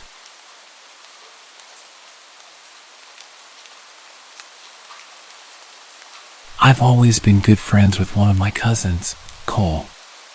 We're both the same age. The two of us were not quite inseparable, but we always did get along very well together and were often found together, both in school. As we'd always end up in the same class together throughout elementary school and outside of it. When we were 12 and in the 6th grade, I was hanging out with Cole on a Friday afternoon around the later part of May, and we were psyched at the start of the weekend. We'd wound up at his house, since he didn't live too far from me, and at one point my mom called to say that our grandpa was in the hospital. While the issue with our grandpa wasn't expected to be life-threatening, he was being kept at the hospital overnight for observation, and both my parents and Cole's were planning on staying with him and Grandma at the hospital, since my mom and her sisters were the two of their siblings who lived close by. I was told that I was given the okay to stay at Cole's house for the night, with Cole's 15-year-old brother Hunter being in charge while our parents were out. This was fine by us. I got along well enough with Hunter, and he was never the bossy older cousin that some of my other friends said they had to put up with. We ordered out for pizza and enjoyed goofing off. At around 9 or so, there was a knock at the front door, and Cole went to answer it. I was a bit curious as to who it could be at that time of the night, and so I watched from a ways back. At the door were two older guys. They said that they were with the city and that they were investigating reports about the water pressure supposedly being bad in the neighborhood. They asked Cole if his parents were home, and when Cole said they were unavailable at that moment, which we were told to say to strangers if our parents weren't home, the guys started asking a bunch of questions about how the water pressure was in the house and if they could come inside to check. Hunter came over at that point and politely told the guys that the water pressure was fine and perhaps they should move on to check on other homes in the neighborhood. The guys seemed reluctant to leave, but turned and walked away after Hunter started closing the door. After the door was shut, we looked at each other and shrugged, but didn't think too much of it after that and went back to goofing off. Eventually, we decided to go to bed. Cole and Hunter shared a bedroom, and we all agreed that I'd sleep in there with them, rather than me hitting the sack on the couch or something like that, so that we could talk while we fell asleep. Hunter grabbed a sleeping bag out of their camping supplies for me. When we got into their bedroom, they stripped down to their briefs, and I remembered Cole had mentioned to me once a while back that they had started sleeping in just their underwear. Since I hadn't originally planned on staying the night, I hadn't brought anything with me from home as far as overnight stuff, but since I wasn't in the mood to sleep in my clothes, I stripped down to my briefs as well, though I felt a bit embarrassed, even though we were all guys there and I knew they wouldn't say anything or be judgmental. They climbed into their beds and I quickly crawled into the sleeping bag, and after talking for a while about random stuff we eventually fell asleep. Early the next morning I got up because I had to pee, and so I quietly got out of the sleeping bag and did my business in the bathroom. On the way back to the bedroom, I heard something in the family room, which was on the opposite end of the house from the bedrooms and particular bathroom I was using. I didn't pay too much attention to it at the time, thinking it must be either Cole or Hunter, until I got back into the bedroom and realized that both of them were still in there. Trying not to panic, I woke them and told them that I thought someone was in the house. They quietly followed me, and the moment we walked into the family room we saw the two guys from the night before in there, and it was rather clear they were robbing the place. One of them started moving towards us as he pulled out a wicked-looking knife. The three of us promptly raced to the front door, somehow managed to get it unlocked and open, and we fled outside. As luck would have it, a cop was driving by at that particular moment. We quickly flagged him down and told him about the two guys in the house. The cop called for backup, and within a couple of minutes several other cops were there, and they proceeded to enter the house, and after some searching they caught the two guys. The cops figured out that the two guys must have entered from a window in the laundry room that had a broken latch, and had probably targeted the house because, while it wasn't empty, they probably realized that there were no adults there and figured that if we discovered them, we could be more easily dealt with than adults. To add insult to injury, while we were waiting outside while the cops searched the house, some of the neighbors came out to see what the commotion was about. This included some kids who went to the same school as Cole and me, including a few who were in our 6th grade class with us. It was during that time that the three of us realized that we'd never had the chance to get dressed.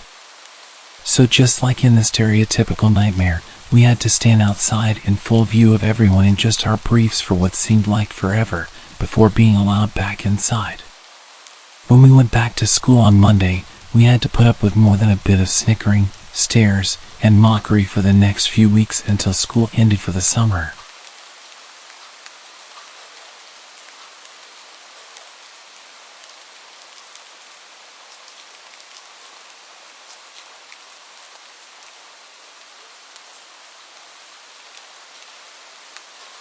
I've never been good at making friends or any type of bond with people in general.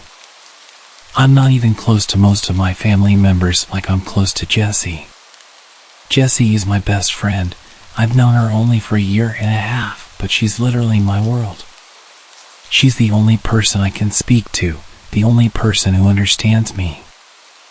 I've never slept over at anyone's house that isn't mine, and even when I'm supposed to be staying at a family member's house, I get anxious and they have to call my parents to collect me.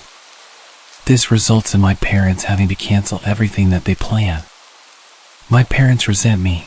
I'm a huge burden to them because of just how anxious I am. Jessie asked if I wanted to have a sleepover at her house. I'd never been to her house, or anyone else's house for that matter, and I'll admit I was ecstatic, but also hesitant in case I got anxious and ruined the sleepover and my friendship. I knew I was probably overthinking, but it still scared me. Jessie gave me some time to think, and I eventually agreed. I told my parents and they were pretty shocked, but decided to let me go because I had an actual shot at making a best friend for life. The car pulled up onto a large driveway, connected to an even larger house. It was huge, like mansion-sized. Probably the biggest house I'd ever laid eyes on. Me and my parents made our way over to the front door, which was about twice my dad's size, and he was 6'7".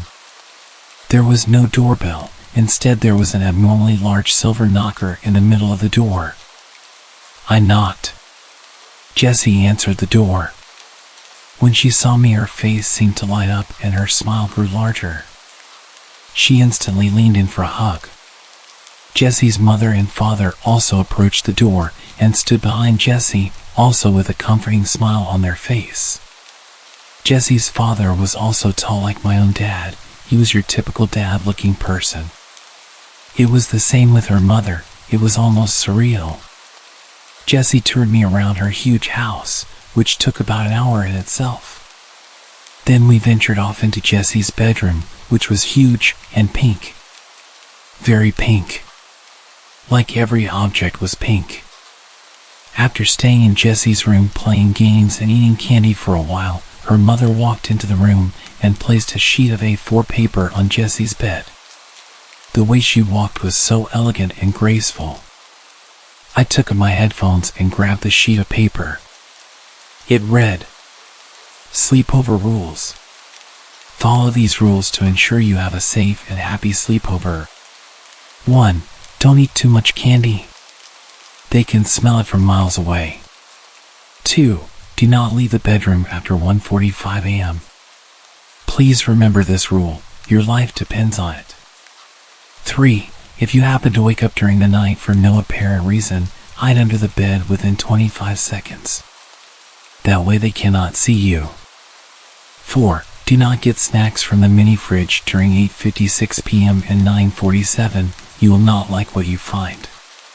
5. Make sure to turn off any light source. Apart from the TV, you must keep this on all through the night. I can't emphasize how important this is. 6. If you wake up randomly and see Jessie sitting upright, awake in her bed, you must run. Lock yourself in the bathroom and do not come out for the rest of the night. If Jessie knocks and says she hurt herself and needs help, ignore her and do not reply. 7. If you wake up and hear the baby crying, ignore it completely. Don't even move, it isn't the baby. 8. Do not attempt to speak to Jessie during the night, and if she speaks to you, do not reply. This is crucial if you want to stay safe. 9. If you hear a dog whimpering and scratching on the bedroom door, drag Jessie under the bed and then hide behind the bookshelf. We do not own a dog. 10. If you hear a ringing in your ear, run, leave the house. This is the only exception. If you don't, we all die. Have a lovely sleepover, smiley face. It had to be some kind of joke. These couldn't have been real, but I still had a feeling that I should follow these creepy rules. I folded the piece of paper and placed it in my right pocket. Then sat down again to play with Jessie. After about an hour, Jessie's dad opened the door. "It's bedtime, girls. You must go to sleep." I suddenly got very anxious. because this is why I had to start following the creepy rules. I held back all of my emotion because I didn't want to lose a friend like Jessie. Me and Jessie both got into bed. We topped and tailed so my head was at the bottom end of her bed. "Good night. Sweet dreams," she said, in between yawns. I don't know how my dreams were going to be sweet after reading those rules. Surprisingly, I fell asleep pretty quick. My sleep was pretty deep, and I didn't have any nightmares like most nights. And that's when I woke up. My stomach sank. I turned to see Jessie sitting upright in her bed, wide awake. I didn't want to believe that these rules were true, but my instinct was to just run. I bolted into the bathroom and locked the door behind me. After a solid few minutes of hyperventilating in Jessie's bathroom, I decided to unlock the door. I thought it was all probably stupid anyway. Just before my hand reached the lock, someone knocked on the door. I froze. "Tina, help me. I've hurt my head and my vision's going blurry." I desperately wanted to open the door, but something in my head advised me against it. Jessie kept screaming for help. I slumped into the corner, shaking with every breath I took. She was screaming for hours. It was unbearable. Her voice got less human-like and more distorted with every screech. By the time she stopped, I was already half asleep, to put into perspective just how long her screaming went on. I woke up. The light from the sun outside made my eyes sting. My ears were still throbbing. I slowly got up from the corner of the bathroom and unlocked the door. Jessie was playing on her PS5. Everything was totally normal. "Hey Tina," she said in her usual jaunty tone. "I think your mom and dad are already outside waiting for you in their car."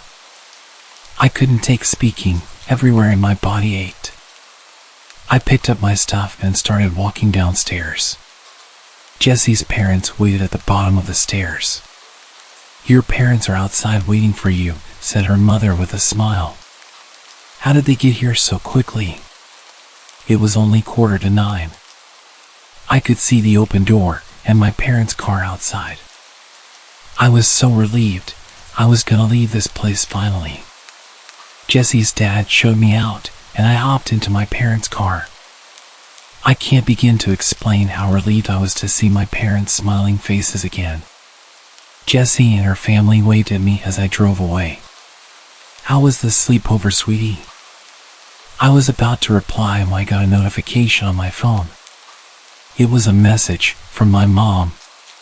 It said, "Hey, I was just messaging to ask what time you wanted me and your dad to pick you up from Jessie's house."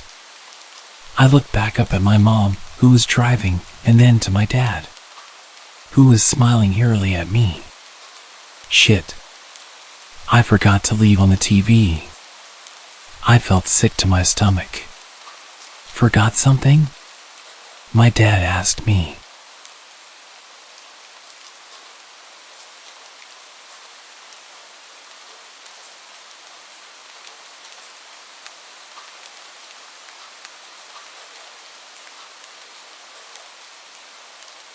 Something strange happened about 3 weeks back, and I've struggled to even put it together cohesively in my head. But I'm going to try, because I think that what happened at my sister's sleepover might actually be more widespread than I imagined. Looking back now, I don't even remember how many girls were there. I think it was 10 or 12. All of them in the 8th grade and close to my sister Rachel. As they got into their sleeping bags and told each other stories, me and my best friend Kurt had a devilish idea. "We're going to scare these girls senseless," he said wickedly. I have to admit, it was just for cheap thrills. But I didn't see the harm. We got into my father's workshop and stole a few of his basic paint supplies to make Kurt look like a typical horror movie vampire. Then we went to the backyard and started to climb the tree outside of Rachel's window. Kurt was in place, ready to start making the usual boogeyman noises when he froze and squinted into the window. "What the hell?" he muttered as he tried to look in. "Hey, what are you doing? Don't be a peeping Tom." I shouted up at him, trying to figure out why he was hesitating to start the scare. Then suddenly his eyes widened and he started to fumble backwards. I watched as his feet slipped from under him and he fell to the ground. It happened in slow motion. But the sound of his head hitting the bird fountain in our backyard is one that I will never forget. Jesus Christ. "Kurt, are you okay?" I screamed. I looked up, waiting to see if my sister or one of her friends would stare out and see this horrific accident. I tried to prop his head up and stop the bleeding. Then I reached into my pocket to call 911. But I hesitated. I know it's dumb, but my parents were already going to give me a tongue lashing for being stupid anyway.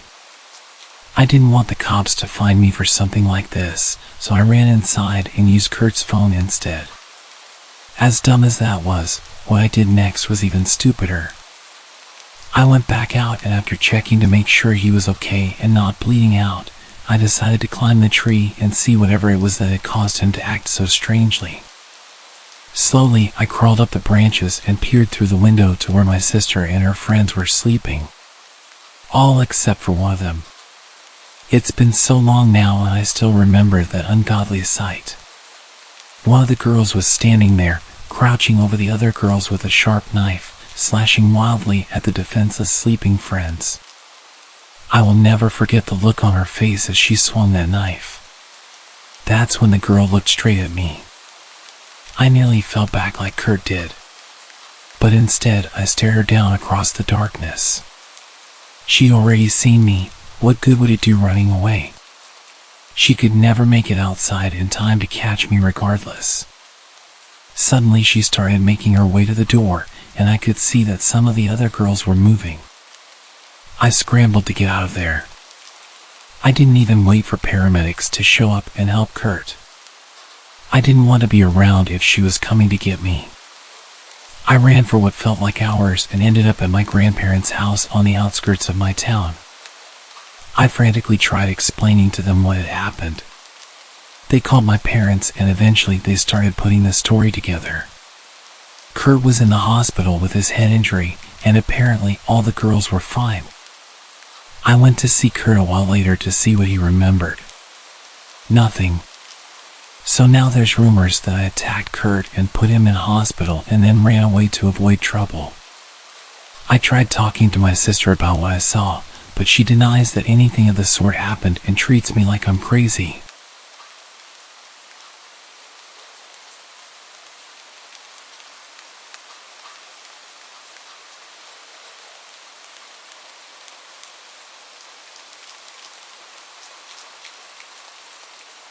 This happened when I was 11 years old. At the time, I was living in an apartment situated on a street with an ongoing construction. Needless to say, they often tapped into the electric supply and the power fluctuated quite a bit. Therefore, the street lights often served no real purpose, especially in the winters when evening dawned on us with pitch black darkness. That is relevant, so keep it in mind. From what I remember, it was a weekend I was supposed to spend at my friend's house. For an 11-year-old me, this was an exciting prospect, having been loaded with schoolwork the entire week. I was to spend what I believed to be Friday night sleeping over and spend the entirety of Saturday at her bungalow, to return home that very evening. What made it even better was the fact that her parents had an event they could not avoid and therefore trusted us to stay alone in their 2-floor house for the entirety of the 6 hours they were gone. Back then, the idea of spending a whole night alone with my friend was great, no interference and a whole 6 hours of games and movies on their huge TV. As it turns out, my friend had other ideas. I arrived at her house just short of 8 p.m. It was already pretty dark out and her parents had waited for me to arrive before telling us about emergency contacts, dinner, and such. They also reminded us to get their 4-year-old Labrador inside as the weather was acting up and his kennel had a few loose panels which leaked when it rained.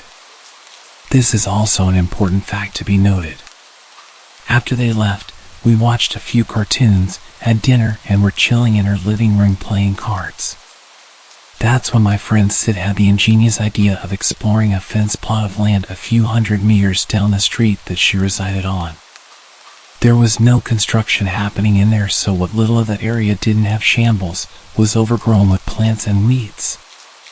We got the dog inside, leashed it to its long chain that allowed it to roam within reason, got the keys and left the house to make the short 10-minute trip.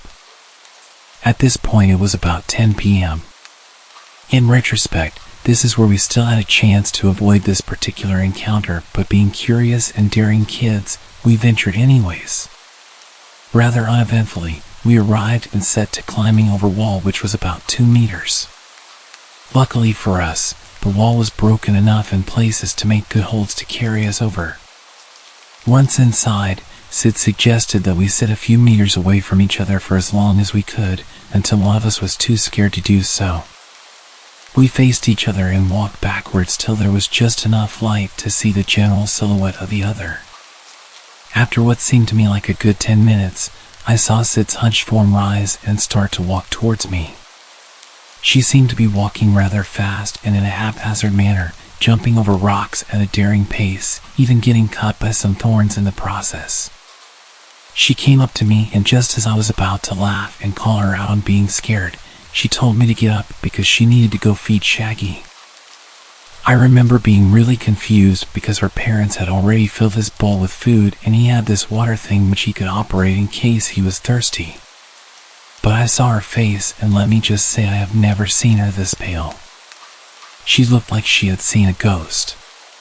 So without asking questions, I said okay, and we made our way back over the wall, albeit in a tense manner and rather quickly.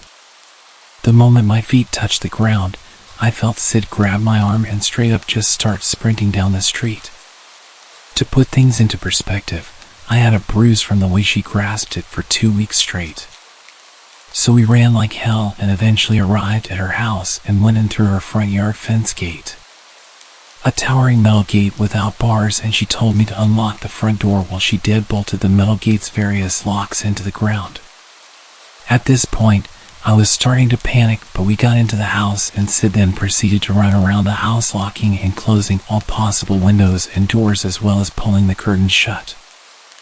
I was very confused as to why she was doing this, and so was her dog, who stood there and followed her around while she made the place secure. After about 10 minutes she came back into the ground floor living room, and with a very scared expression, she explained to me that the reason she did all that was because while we were sitting apart, she happened to glance away to a few meters to my right to see another human silhouette crouching in the bushes. She thought she was imagining it until it moved closer to where I was sitting and seemed to be unaware that my friend was watching them. I would have loved to say that was the end of it, but what happens next has stuck with me until today, and I hold a fear of that situation from that point onward. To give you an idea of the layout of her compound, her house was surrounded on 2 sides by a lawn, and the lawn was then surrounded by a wall 2.5 meters high. The wall had one entrance, which were the tall metal gates I talked about previously. The house itself had windows all around the perimeter as well as 2 potential entrances. The first being the front door, while the second being a door to this small attached space next to the house, which was made of see-through metal like the kind which metal fences are made of but stronger. This space had a metal door with a lock only accessible from the inside, as well as a door which was on the wall. However, this door only had a deadbolt on and was made of light wood. This is also of importance. So an hour or so after the incident, we were upstairs in her air-conditioned room playing games on her computer and talking about whatever it is kids talk about, when we heard the dog bark downstairs. It was growling and seemed to bark at random intervals. Keep in mind that her dog was a friendly Labrador who rarely ever growled or barked aggressively. My friend went to get the dog upstairs to her room, and after she returned she informed me that the dog was standing near the front door, growling at it, and that it took her quite a bit of effort to get him upstairs as he kept trying to go back there. We were really confused as this was unusual for him to do, and thinking that a stray dog may have caught his attention, we decided to go into the balcony attached to her room that gave us a view onto the front lawn and a part of the street directly in front of the house. Instead of seeing what we assumed would be a stray animal, we looked down to see a person standing very still in her lawn and in front of her front door. In the limited light, we could make out heavy layers of muddy-looking clothing and a head full of hair that looked very matted. The dog was with us in the balcony and was whining to be let outside. We crouched in her balcony, and right as we were about to discuss this situation, we heard what sounded like the front door rattling, as if someone was trying to open it with a handle.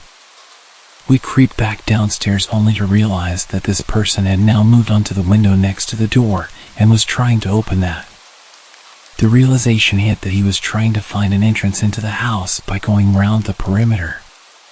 Just as we were about to creep back upstairs, my friend grabbed me again and in a hushed tone told me that she had forgotten to lock the attached space door in her hurry before.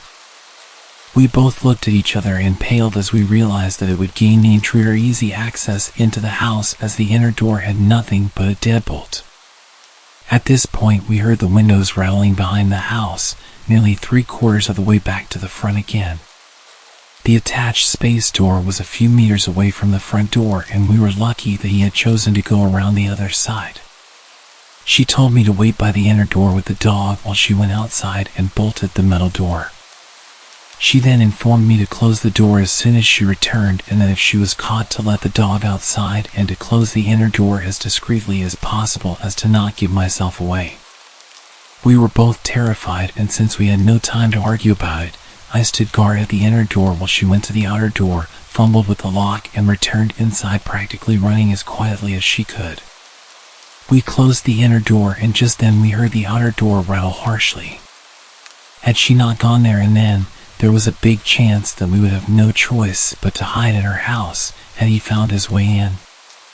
After he tried opening all doors and windows, which took a while as he was doing it quite intently and forcefully, we found our way back upstairs and went back into her balcony to see if he had gone away, as we were standing still near the foot of her stairs for a while, listening for any further activity. As we looked down, we saw him once again standing in her front lawn. However, this time we could see his head was tilted back, and it felt like he was looking right at us. However, we knew that it was far too dark for him to be able to spot us, as we closed all the windows shut. We had proceeded to kill the lights in her room, as well as drawn the curtains as to not let her little bedside light escape the blinds. He then started giggling in the quiet of the night, and proceeded to go down on all fours, crawling around the lawn in front of the house while his laughter grew. In retrospect, we should have called the authorities at this point, but being the terrified kids we were, we did not want to get into trouble for not even being able to follow simple instructions. He did this for nearly half an hour, only to stand up once again facing the street. Then he started climbing on top of the kennel in the corner, up onto the top of the wall, and then jumping down to repeat the loop. We stood still in our balcony, waiting to see if he would return, but an hour passed, and that was the last we saw of him. At around 2 a.m. her parents returned. The next morning they were very confused as to why all the doors and windows were closed on such a pleasant night, and why there was mud on the front doorknob. We said we just wanted to play in the dark inside the house, lying about the actuality of the situation. To this day, I do not think the man has been caught.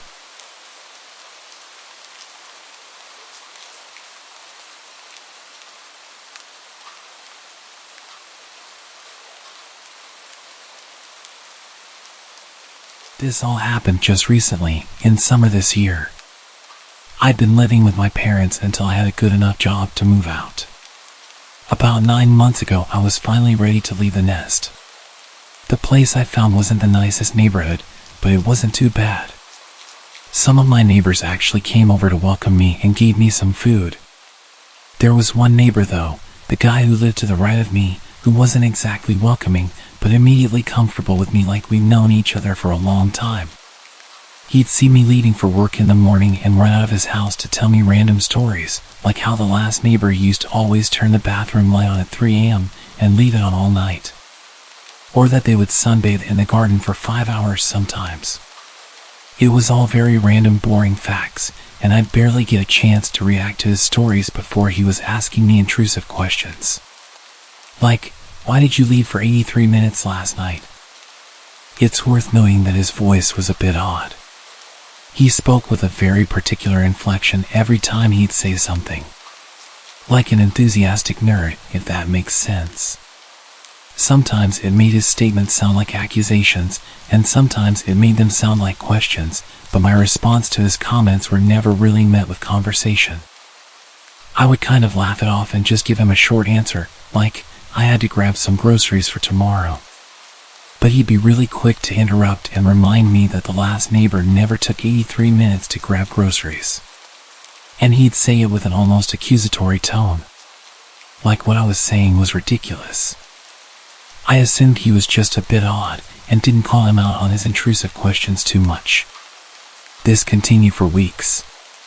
He'd either run out to come and question me about my day-to-day activity, or he'd come knocking at random hours to tell me facts about my life. He would tell me that he noticed that I left at 8:33 this morning instead of the usual 8:26. I had different ways of reacting to this, sometimes thanking him for letting me know, sometimes being rather dismissive, but always friendly. He was never interested in any other kind of conversation. He'd tell me his observations and then leave. The months went by, and his behavior continued. Almost every day he'd stop me in the morning or come knocking to tell me something about his observations. He seemed harmless, so I just let him do his thing. One evening while I was going for drinks across the road, I asked my neighbor if she ever had any issues with him. She paused almost immediately and looked at me with a serious expression. What happened? She seemed really worried when she asked me. I explained to her that he would approach me constantly to tell me that he'd seen me turning on specific lights in the house at night, or that he'd point out changes in my usual routine. Nothing terrifying, but still creepy. At this point, she turned the music off and put her glass down. You need to be careful around him. She seemed disturbed, like I triggered a repressed memory. The people who lived in that house before you were so sweet. I can't prove it, but I know that they're gone because of him. Gone? What did she mean gone? I pushed her to tell me more, but she apologized and turned the music back on and changed the subject, ending the conversation. She did stop at one point to just make sure I locked my doors and not to invite him in at any point. That night, as I made my way back home, I watched his house closely as I crossed the road. It was noticeably dark. I'd never really paid it much attention, but I don't think I ever saw his lights on after dark. Whereas every other house on the street had at least a few lights in different rooms. I got to my door and paused. I looked towards his house one more time. I saw exactly what I was hoping not to. A glimpse of light. He was peeking at me. How long had he been watching the neighbor's house to know that I was over there? Was this all he did? Watch me? I went inside and remembered what my neighbors said. How often did I not even think about locking the door? Honestly, I think most nights I wouldn't even check. I clicked the lock and made my way to the back door. I took the key from the side and made sure it was locked. I put the key back in its usual place and made my way upstairs. As I dressed down into my underwear and made my way under my covers, I reached over and turned off the lamp. It had been a long night, so I started to drift off quite fast.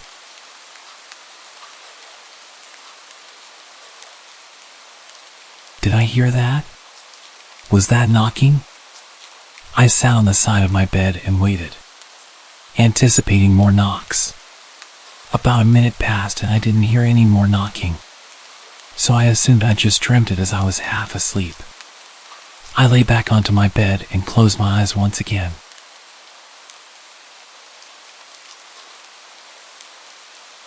No, I definitely heard something.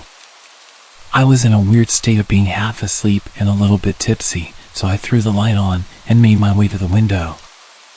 I couldn't see anything or anyone outside. The sound of me opening my window was loud enough for any visitor to hear. I called out into the darkness, asking if anyone was there.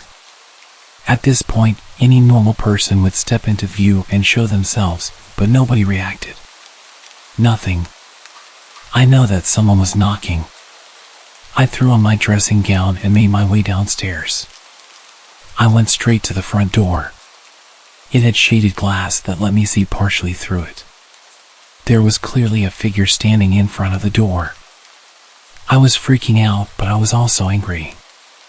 I didn't even consider the danger. I started fumbling with the lock and threw the door open. You left your house for 157 minutes. What the hell? I snapped. This was the latest he ever visited. Everything about his behavior had really annoyed me. The fact that I called out of the window and he didn't respond and instead stood with his nose practically touching my front door. Why did you feel the need to tell me that? At this late in the night. I was falling asleep. You've been out very late. I know that. I'm an adult. I'm allowed to go out late. I realized I was reacting to his accusatory tone. Is that all? You wanted to tell me I'd been out late? He started to just walk away, back to his house. I yelled to him that I didn't want him to knock on my door again. He didn't react, just kept walking towards his house and went inside. I'd tolerated his weirdness for long enough. I convinced myself I wouldn't let him commentate my life schedule anymore, and that next time he talks to me I was going to tell him I don't care and just keep walking. I closed the door and went straight back to bed, still frustrated with how intrusive and weird he was. I closed my eyes and imagined what I would say to him the next time I saw him. I felt really tired and had no problems getting back to sleep. As expected, I had the weirdest dream. Whenever I had a few drinks, I'd always have such vivid dreams. I could hear that damn gentle knocking. I didn't jolt awake this time. I almost convinced my subconscious dream state to ignore the imaginary knocking. But I was fully aware of every creepy little thing that was happening. I started wondering if I'd locked the door. I knew I'd locked it earlier, but did I lock it after I opened it again to confront him? I couldn't remember. I hated how realistic my dreams were. Of all the scenarios I could think about, did I really have to imagine him breaking into my house and walking up my stairs? I feel like I'd never been so consciously aware during any of my dreams. I was dreaming that I was locked in place, sleeping on my side, with my back to the door. His breathing sounded so real. If it wasn't for the alcohol in my system, I would have definitely woken up. This was by far the creepiest dream I'd ever had. I dreamt that he was climbing into bed with me, wrapping his arm around my waist and playing with my hair. I felt absolutely disgusted, but the soft touches also felt relaxing and pushed me deeper into the dream. I was urging myself to wake up at this point. My mind kept racing back to the thought that I actually hadn't locked the door. I needed to get up. His breathing was so intense. It felt so real. His touch felt real. This was unlike any dream I'd ever had. I was urging myself to wake up. I felt paralyzed. Wake up. Wake the hell up. My eyes finally opened and I could still feel his touch. Why didn't you lock the door?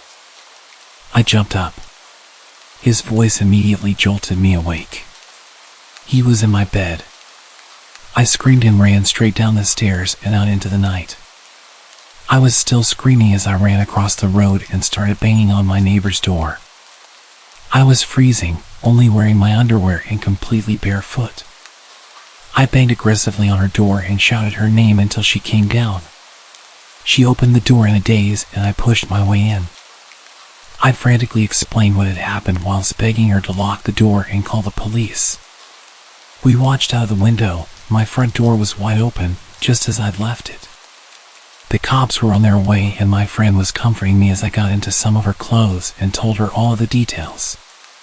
Minutes passed as we stared out of that window.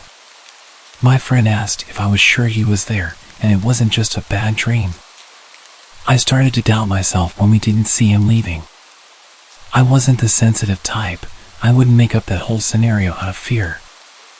I had a vivid memory of him lying in bed with me and touching me and talking to me. It was real. I know it was.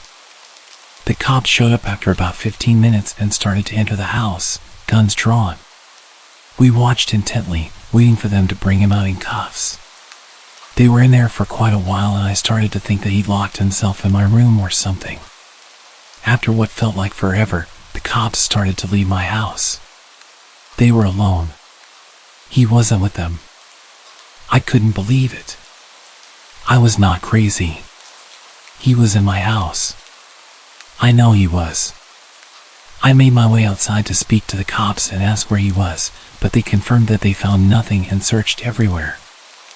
I frantically told them that I was not going back into that house with him still in there. That's when the worst thing that could have happened. He walked out of his house. He stood there, just watching. I was freaking out, demanding that they arrest him and insisting that he was in my house. His expression didn't change, he didn't even flinch. He just turned and walked back inside. Yes, I was drunk and I was pretty emotional at this point, but I couldn't believe that they didn't listen to me. They told me that they'd searched the entire place and there was no intruder. They said that the person who I claimed was an intruder was clearly in their own home, so I should just go inside and get some sleep. There were no signs of forced entry and no damage or evidence of an intruder, so there was nothing they could do. After a while of me practically begging them to at least go and interview him, one officer did go over and speak to him, but it seemed like a very short conversation. He confirmed that he did come over initially to check on me, as I looked drunk, but then went straight home. I was furious, but also terrified. I eventually went back inside and searched the house for any evidence that he was there. I was almost starting to doubt myself until I checked the back door. It was unlocked, and the key was still in the door. I never left the key in the door, ever. He'd left through the back whilst I was hiding across the street. He'd been in my house and there was nothing I could do about it. I made my way upstairs after properly locking every door. The sick freak had made my bed. It was perfectly tidy and the covers and pillows were placed perfectly. He didn't even rush out after I woke up. He just tidied my bed and then left through the back door. I climbed in and tried to fall asleep, but there was an overwhelming musky smell. His unwashed body had tainted my covers and his odor lingered all over my room. It took me hours to replace all of my bedding and finally get to sleep. The next morning I couldn't shake the feeling of being violated, but I also doubted the whole night. The police had been inside my house, a bunch of men in heavy uniform. That could explain the smell.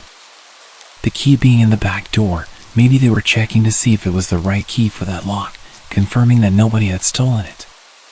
Even the tiny pillows had an explanation. I told them he was in my bed. So it makes sense that they'd throw my bedding onto the floor if they were looking for him, and then maybe one of them just put it back and tidied it up for me.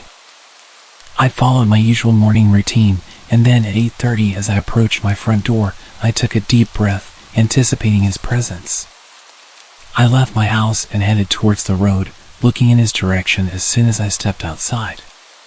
There he was, walking out of his house to greet me. Like clockwork. I froze and tensed up, ready to scream or punch him if he got too close.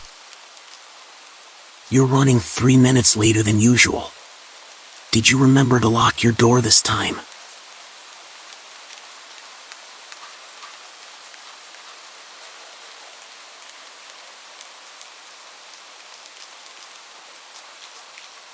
When I was 12, we had this neighbor. She was an elderly woman, but she was surprisingly active.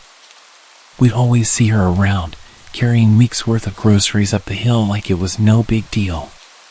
She was outside doing her gardening almost every day. She was a tough old lady. The unfortunate thing was that she was the opposite of friendly. If you said hello to her, she'd tell you to run into the road. She hated people and was a very bad neighbor. She would complain about every little thing and show up late at night to tell you that you're too loud and threaten to call the cops. Our family got into quite a few arguments with her. Whenever she would come over to complain, she would aggressively insult all of us. My parents got sick of this and just started insulting her back, telling her she was old and miserable and she would die alone. I didn't like it, but I figured it was just adults letting off some steam. I'm sure I even caught her smiling on her way back home after shouting with my parents. She had quite a reputation around town for being a witch. There were all sorts of rumors about her being hundreds of years old and having the stamina and strength of a 20-year-old man. They were not wrong about that. People would say that they'd seen her performing rituals through her window and that she kidnapped children and ate them. It was all silly stuff, but at the time I found it fun to believe. Anyway, the real scary part happened when I was home alone playing on my Nintendo. I could hear an odd sound outside my window, like an animal scratching at a door. I paused my game and went to check it out. I couldn't believe my eyes when I saw it. She was in our backyard, clawing at a window with a screwdriver, trying to get into the house. I opened the window and told her that I'd called the cops. She didn't hesitate to run back home. It was still so strange seeing this old woman running back at such speed. I actually did call the cops and told them what had happened. They told me they were on the way over and that I should go upstairs and lock myself in the bathroom. Within a few minutes I could smell something that made me panic. It was smoke. I immediately assumed she'd set the house on fire. I ran to open the bathroom window and that's when I realized what had happened. The smoke wasn't coming from my house. It was coming from next door. For whatever reason, her house had set on fire and she was still inside. Before the fire department could arrive, the whole place had gone up in flames. They announced that she died in that fire and we even went to her funeral. There weren't many people there. The last scary thing about all of this was that it only fueled the stories about her being a witch, and that after I caught her trying to kidnap me, she had to burn it all down and move elsewhere to conceal her identity. I don't know what to believe, but I do enjoy telling this story every Halloween.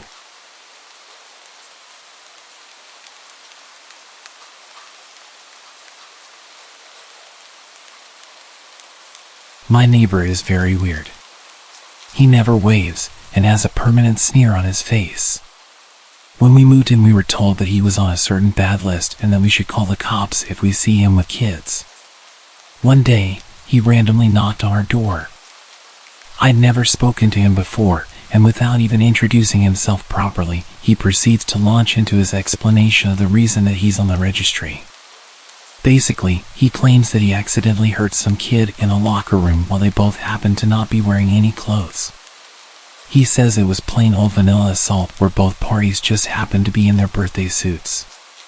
He repeated multiple times that he is absolutely not into children. Then he left without even letting me talk.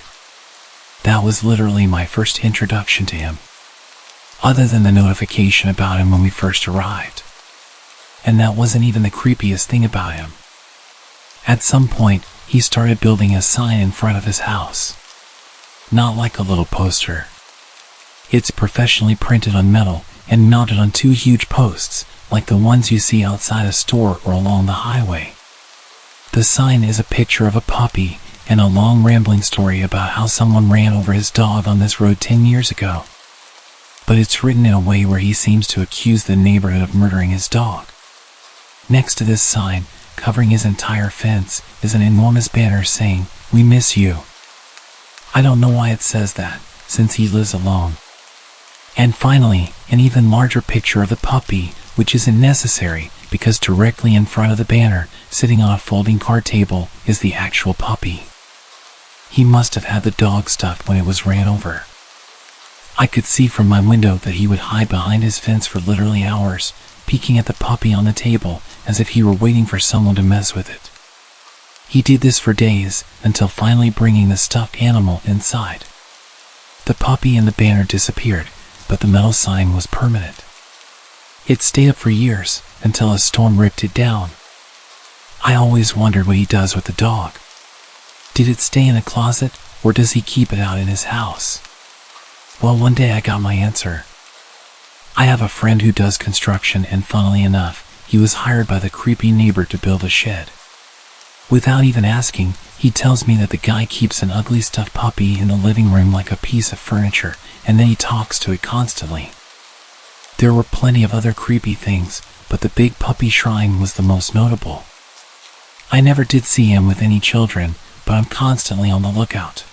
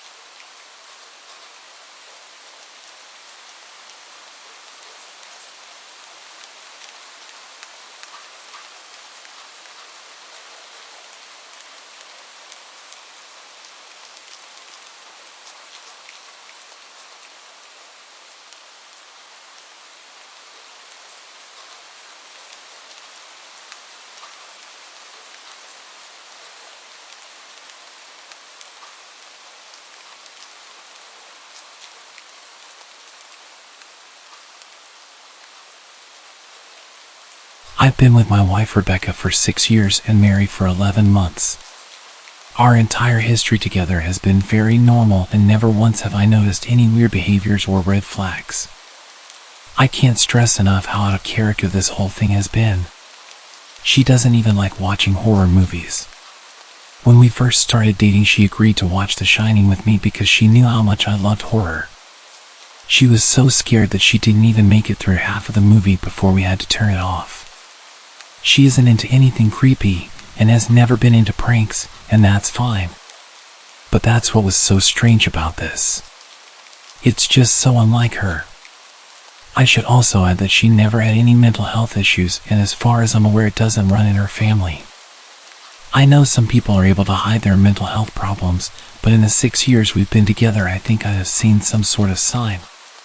2 months ago, I was in the kitchen making myself some coffee. I was running a bit late that morning and knew I wouldn't be able to grab some food on the way to work. I took a sip of my coffee as I hurried down the hall towards the front door when I happened to notice Rebecca peeking at me from around the corner ahead of me. I could only see her eyes and a strand of her long dark hair hanging against the wall.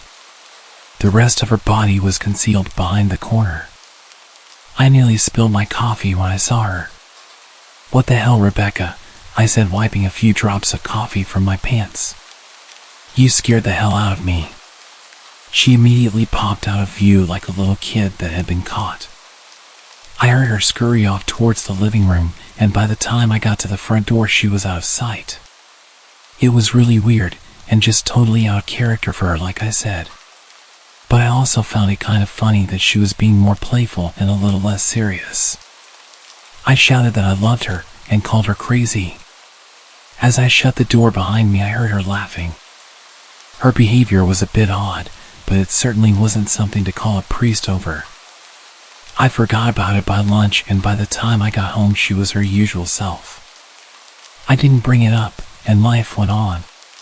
The next incident happened 3 days later.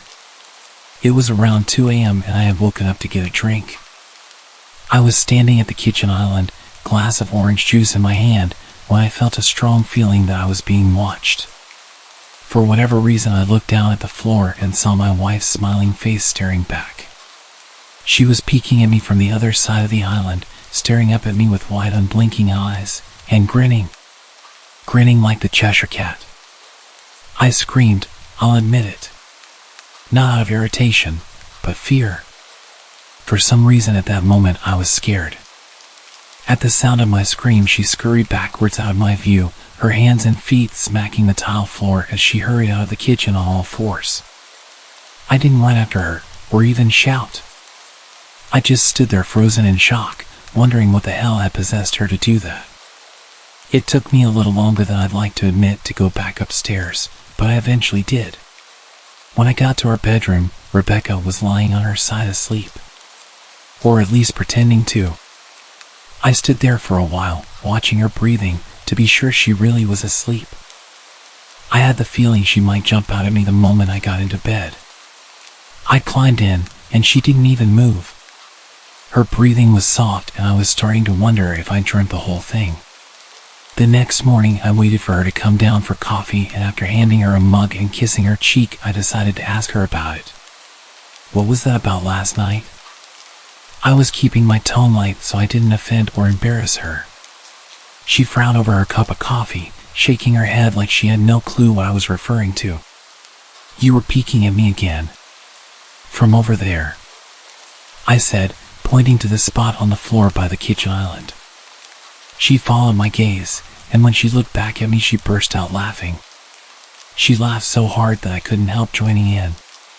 You creep me out sometimes, you know that? She laughed at what I'd said and wrapped her arms around my neck. You creep me out all the time, so I guess we're even. We said our goodbyes and left for work. As I drove, I kept thinking about how creepy it had been seeing her grinning at me from behind the island like that. The sounds her hands made on the floor as she crawled away. I told myself she was just trying to be silly. Just trying to join me in my love of all things horror. It's not like I was afraid of her. But it still didn't sit right. I started seeing her peeking at me more and more. Sometimes she'd be peeking out from behind the couch or living room curtains. Once she even managed to get inside her grandmother's old trunk that sits at the foot of her bed. I might not have even known she was there if the trunk's old hinges had not given her away. She had the lid propped up just enough so that only half of her face peeked out. She'd been grinning like an excited toddler. It was unnerving. I didn't even know what to say to her. All I could do was stare. When I finally found my voice, I asked her why on earth was she doing this. She didn't answer, but she had slowly closed the lid, shutting herself inside the trunk. I just walked away, feeling disturbed. I didn't understand why she was doing it, but it clearly made her happy. I just hoped she would tire of the game quickly. Rebecca didn't peek at me for the next 2 weeks. I started to think she was done with her weird prank, and I was relieved.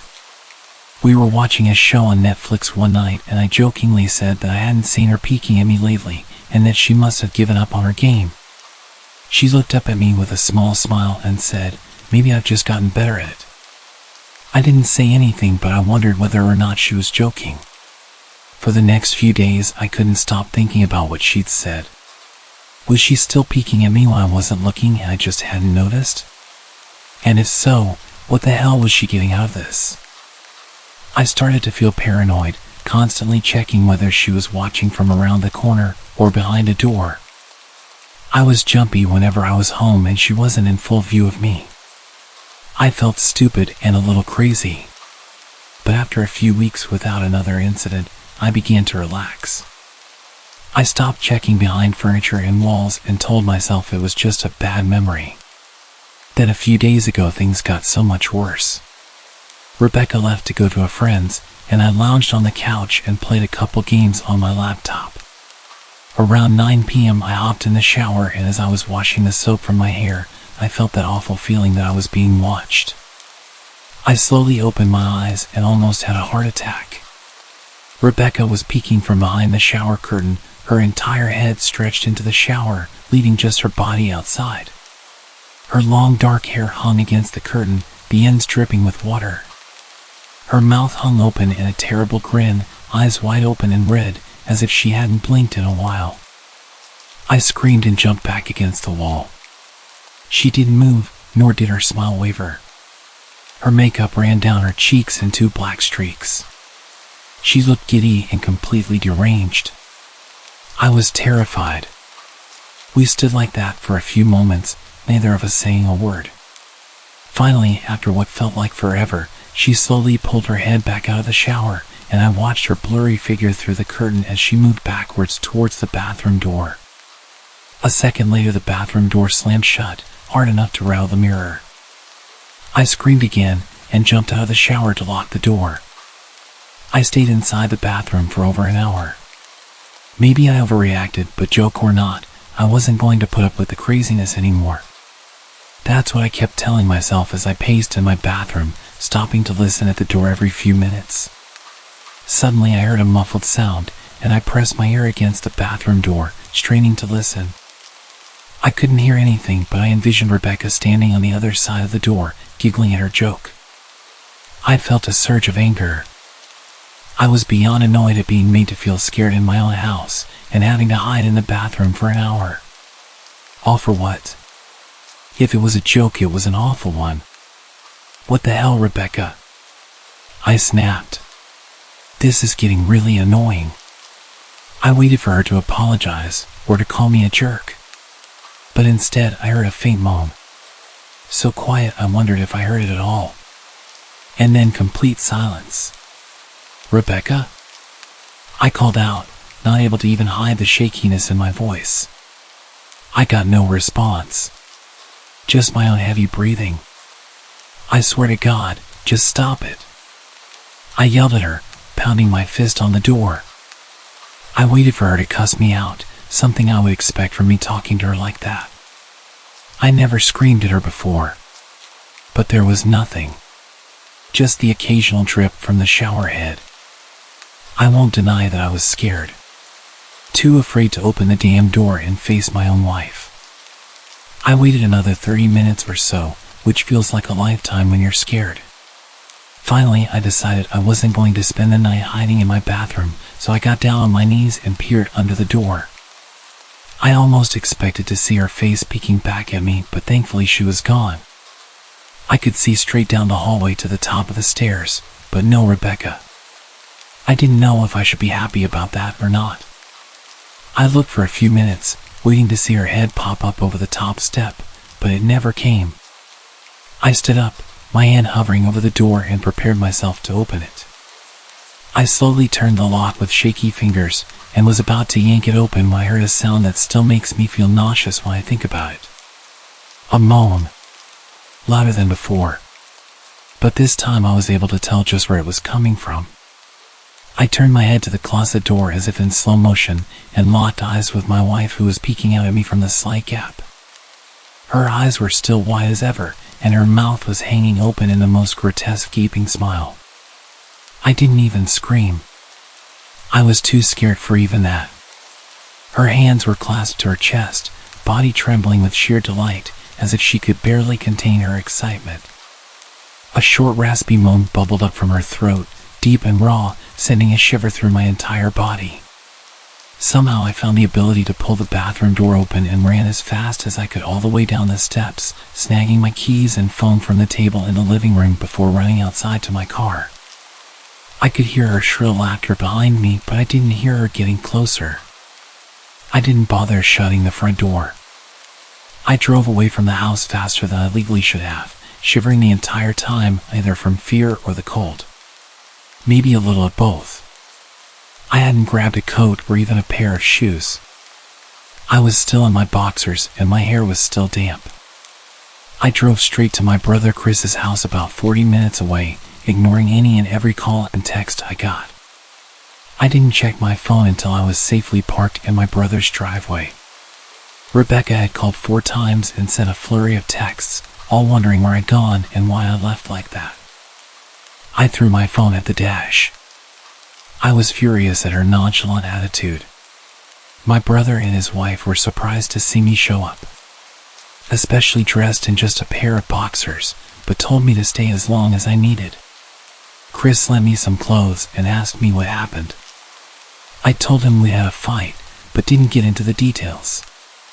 I didn't want him to think I was overreacting, leaving my wife over a prank, even if it was a strange one.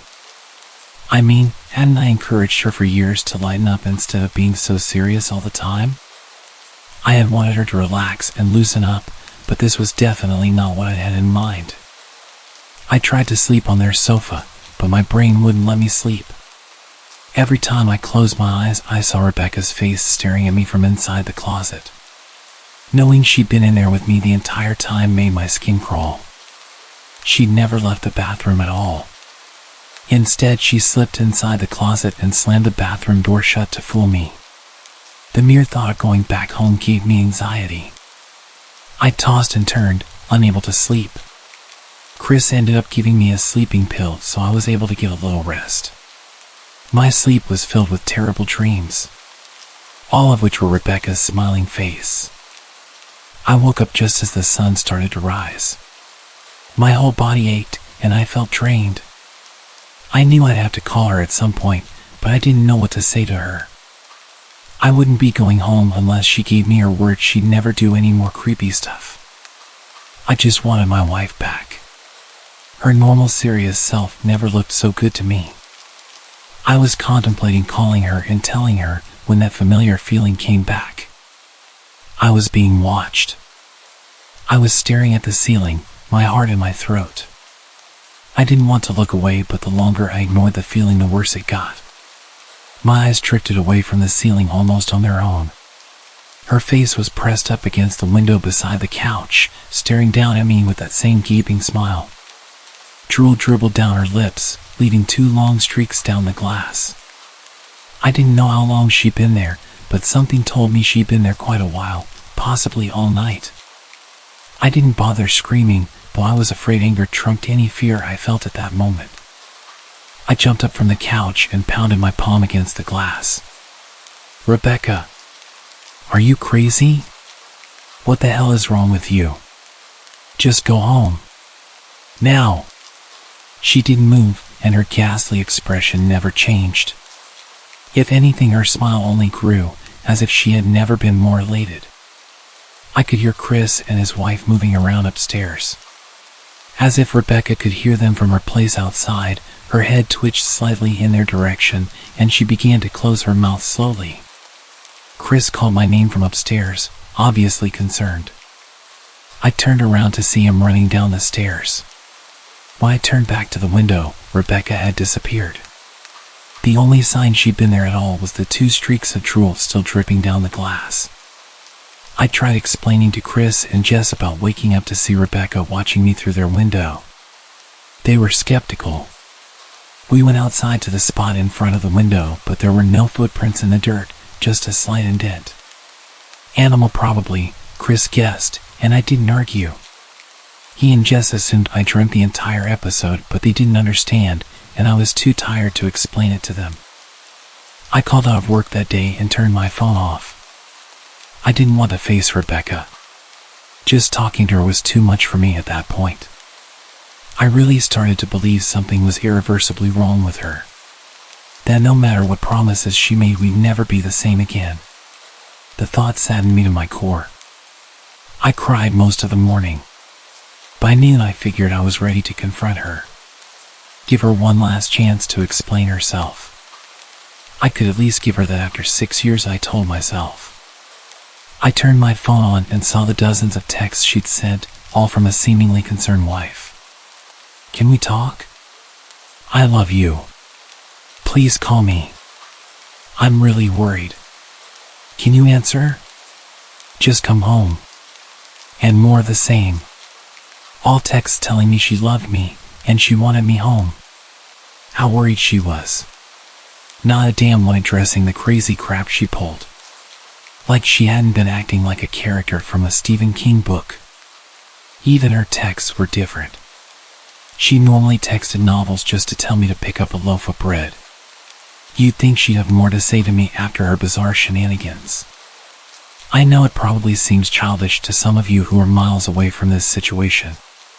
But if you saw the way Rebecca had looked at me, how she scampered away on all fours like some wild animal, grinning at me from inside the closet like a lunatic, then I think you'd find my reaction was warranted. I ended up staying with them for another night. I didn't wake up yesterday until afternoon, and thankfully I didn't see Rebecca's face watching me through the window. I don't want to pry, because it's not my place. But is this fight something that can be mended? Jess was asking me about the situation. She made us both a sandwich for lunch, and I knew she wanted to breach the subject without seeming to be nosy. I don't know, she's like a different person. I chose my words carefully. I still wasn't ready for her or my brother to know the full extent of the craziness I had been dealing with. People change, but she's still the same woman you married. Maybe you both just need to talk through your issues. Whatever's going on, I'm sure it can be fixed. I think it's beyond that now. I don't think talking would help. I just don't trust her. The words stung in my heart. I missed and loved my wife. But how could I live with someone like that? Living in constant fear didn't sound too appealing. Rebecca loves you. She has to be absolutely crushed. I don't know about that. Well, she certainly seemed like it. I've never seen her so upset. It took a full minute for me to realize what she just said. And when I did, I felt dread rush over my body. Wait, what do you mean? You saw her? You saw Rebecca? I asked with my mouth suddenly feeling very dry. Jess nodded casually as if that fact was a nightmare fuel. Maybe for her it wasn't, but for me it was. She stopped by this morning just after Chris left for work. I didn't see her car though. Maybe she took an Uber or something. What did she say? Did she come inside? Sweat started to break out on my forehead. I began looking around, examining corners as though a predator lurked behind them. No, she just asked if you were awake yet and I said that you weren't. I asked if she wanted me to wake you, but she said no. Just said to let you sleep. That's all. She didn't say anything else? No, she looked awful though. Like she hadn't slept in days. I think you should call her. I got up from the table and thanked Jess for lunch. I felt a little bit better at the knowledge that at least she hadn't come inside. Still, I needed to double check that the doors were locked. I sat for a while trying to figure out what to do next. I didn't want to go home, but I felt that I owed it to Rebecca to help her if I could. Hadn't I sworn an oath to love and honor her through sickness and in health? Clearly she was very sick. If she was sick, which I truly believed she was, I had to try and get her the help she needed. But I didn't even know where to start. I didn't want to call the police, and besides, what the hell was I going to tell them? That my wife was peeking at me? That she was being creepy? As bizarre as she'd been, she still hadn't committed any crime. Not yet anyway. The police would have probably said that I was overreacting. But this wasn't some prank. It felt wrong. Dangerous. Like something sinister lurked beneath her smile. I knew as her husband I was well within my rights to have her committed, but what if she simply acted normal in their presence? She'd obviously been able to fool Jess into thinking she was just a concerned wife. As long as the doctors didn't find her a danger to herself or others, they'd have no choice but to release her after 72 hours. I felt lost and overwhelmed. So I did what any husband in my position would do. I called her mother. I didn't want to, believe me. We were never on the best of terms. We never fought or anything like that. She just wasn't a very warm person and wasn't very easy to get along with.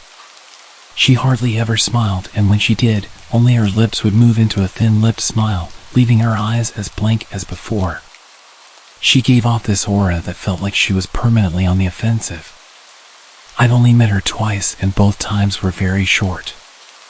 I got the impression she didn't approve of me for her daughter. Rebecca always ushered us out quickly, as she didn't want me to feel uncomfortable, which I was grateful for. Being in her mother's company felt almost unbearable. Like walking on glass. I was glad when we moved 3 states away so we didn't have to see her often. I was happy to avoid the woman, but I needed her help. I really didn't want to talk to her, but I had to talk to someone. She was the only person who might know Rebecca better than me. I took a deep breath and picked up the phone. Yes, she answered, already sounding irritated. Marianne, it's me, Ben. Do you have a minute to talk? I could hear her cluck her tongue in irritation. I'm in the middle of writing some checks, but if you insist, I suppose I can spare a moment.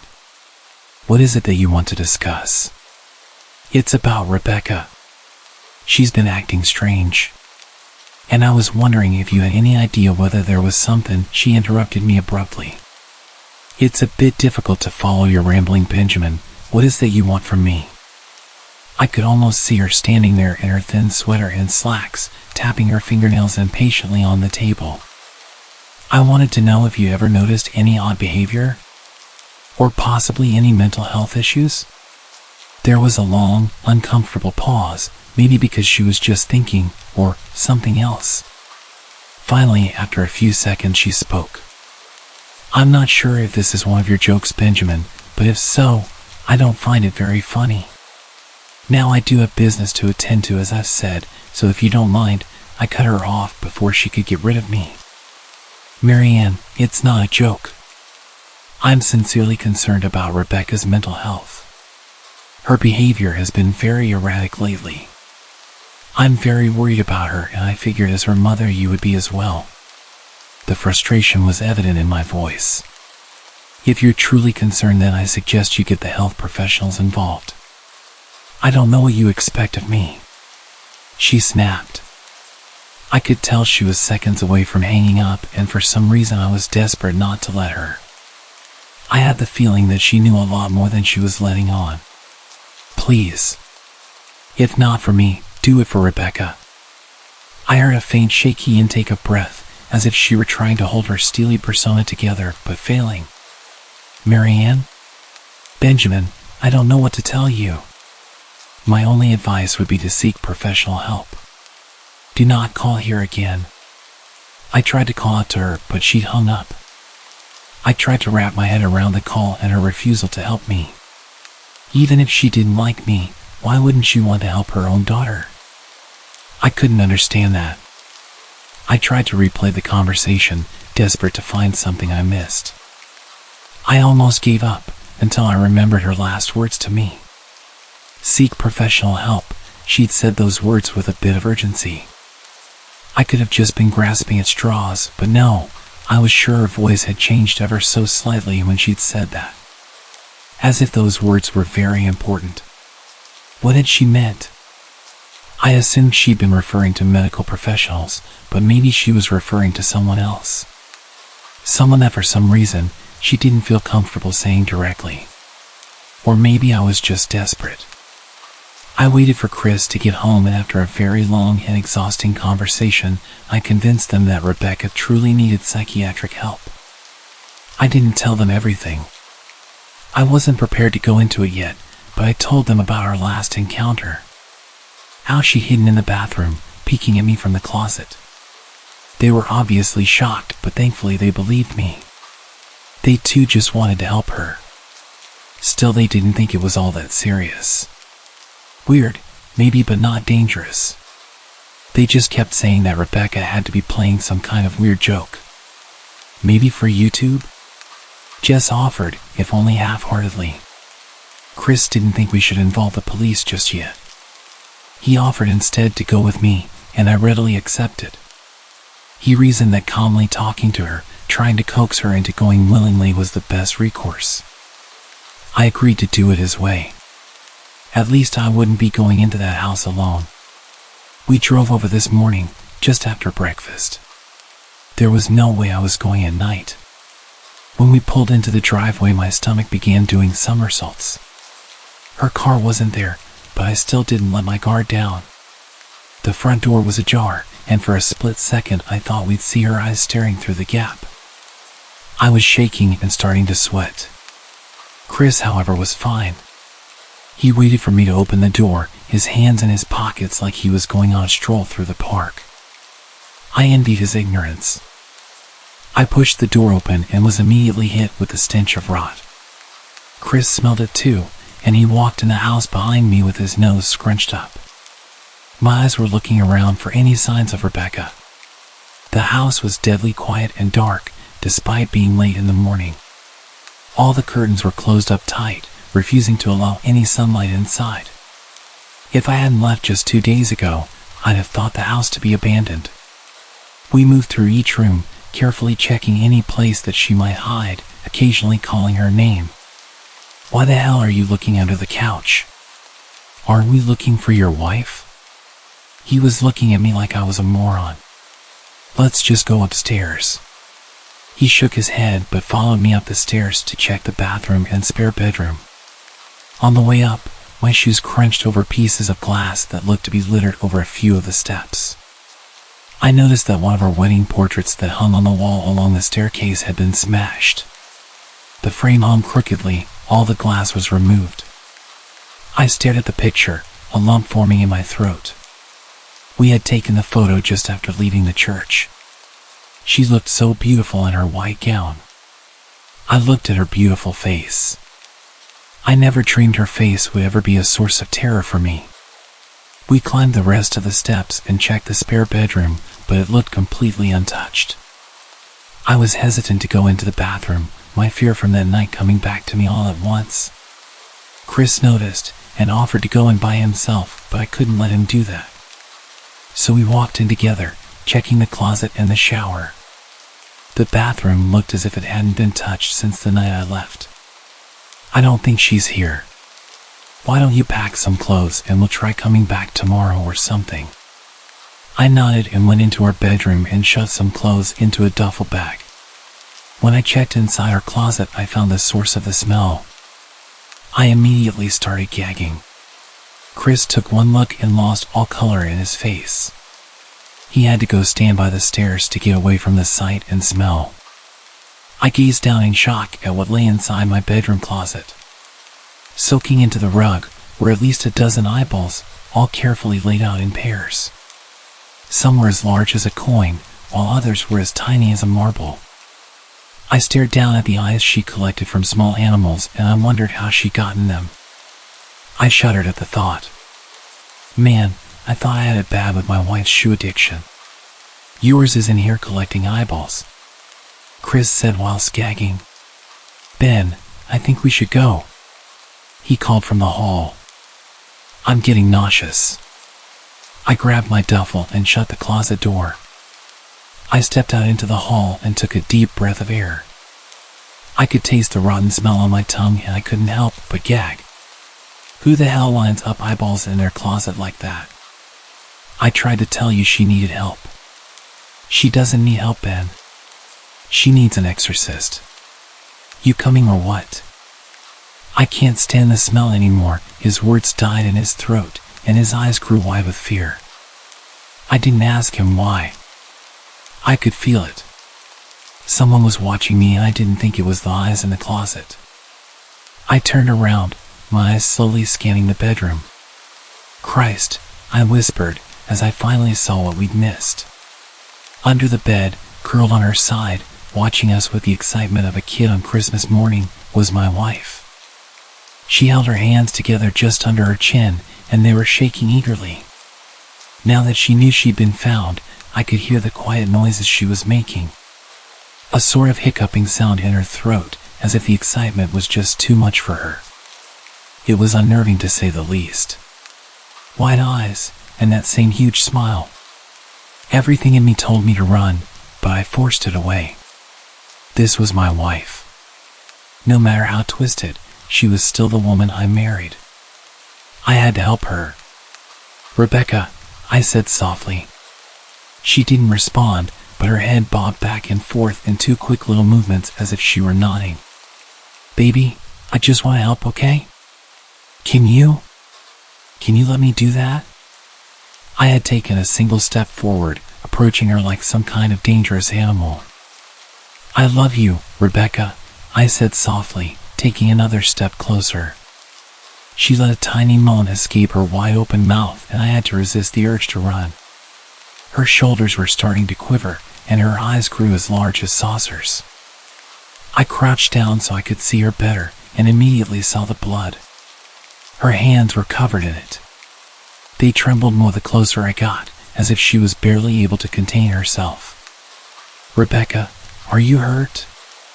You're bleeding. She bobbed her head again, her bloody fingers moving up and down as if playing an invisible piano. They occasionally grazed her chin, leaving smears of blood on her skin. I wanted to recoil in disgust. The smell that was coming off of her was revolting. I could feel the vomit trying to climb up my throat. Her lips were dry and stretched thin, blood seeping between the cracks. I knew she wouldn't come on her own, but I didn't want to leave her in the state she was in. I scooted closer and reached out to her. The excited hiccuping sounds got louder and her hands shook, fingers flexing. It was then that I could see the blood oozing from in between her fingers. "Oh my God, you're bleeding." Instinctively, I reached out to take her hand, but before I could even touch her, her hand sprang out towards me. A sharp pain shot through my arm, and I fell back on my ass. My arm burned, and I could see the blood dripping down onto the carpet. I looked back at her in shock and saw her grinning madly, her fingers clutching a large shard of glass. "You all right in there?" Chris asked from behind me. I turned my head slightly and nodded to him, cradling my arm to my chest.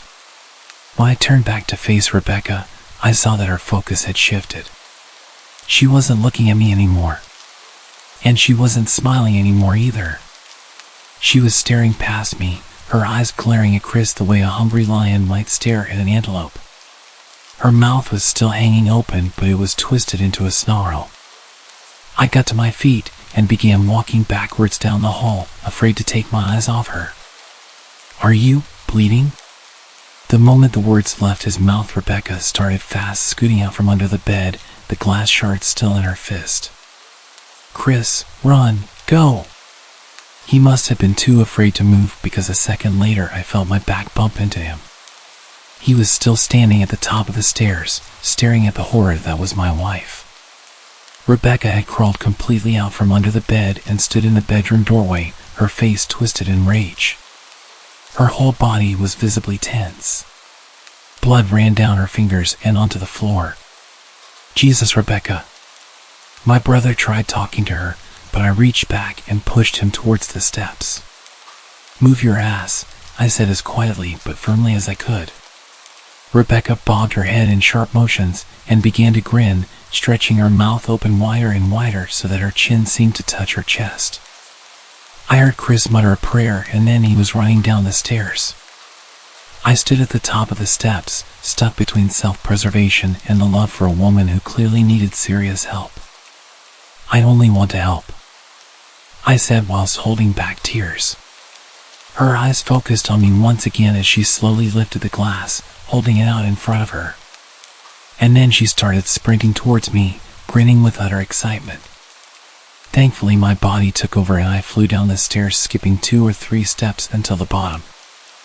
I made it to the front door before I felt her leap onto my back, wrapping her arms around my neck, her open mouth next to my ear so that I could hear those terrible hiccuping sounds. I shook her off me, knocking her to the floor. I felt a searing pain in my back as she fell, but I tore open the front door and bolted to my car. Chris was standing in the front yard, talking on the phone with the police. I didn't say a word, I just ran to my car and jumped in. Chris took the hint and followed me, still on the line with the cops. I watched the rearview mirror, sure I'd see her there, running after us. But I never did. I went straight to the emergency room and got 11 stitches in my arm and 3 on my back. The police asked a lot of questions and went back to the house to do a search, but of course, she wasn't there. They advised me to stay with a friend or relative for a while and to file a restraining order as soon as I could, but none of those things would matter. I dropped Chris off at home and went to a motel an hour away. I wanted to put as much distance between me and Rebecca as I could. This is where I've been for the last 4 hours. I thought maybe the police would find her, maybe they'd get her the help she desperately needs. But now I don't think so. Because 40 minutes ago I got a text from an unknown number. Just 3 words. "I found you." And a picture attached. The picture was dark and grainy, but I instantly knew what it was. There was no mistaking my wife's eye. I started typing this out immediately after. I don't know what to do. I'm alone and scared, and I can't help but feel that I'm being watched.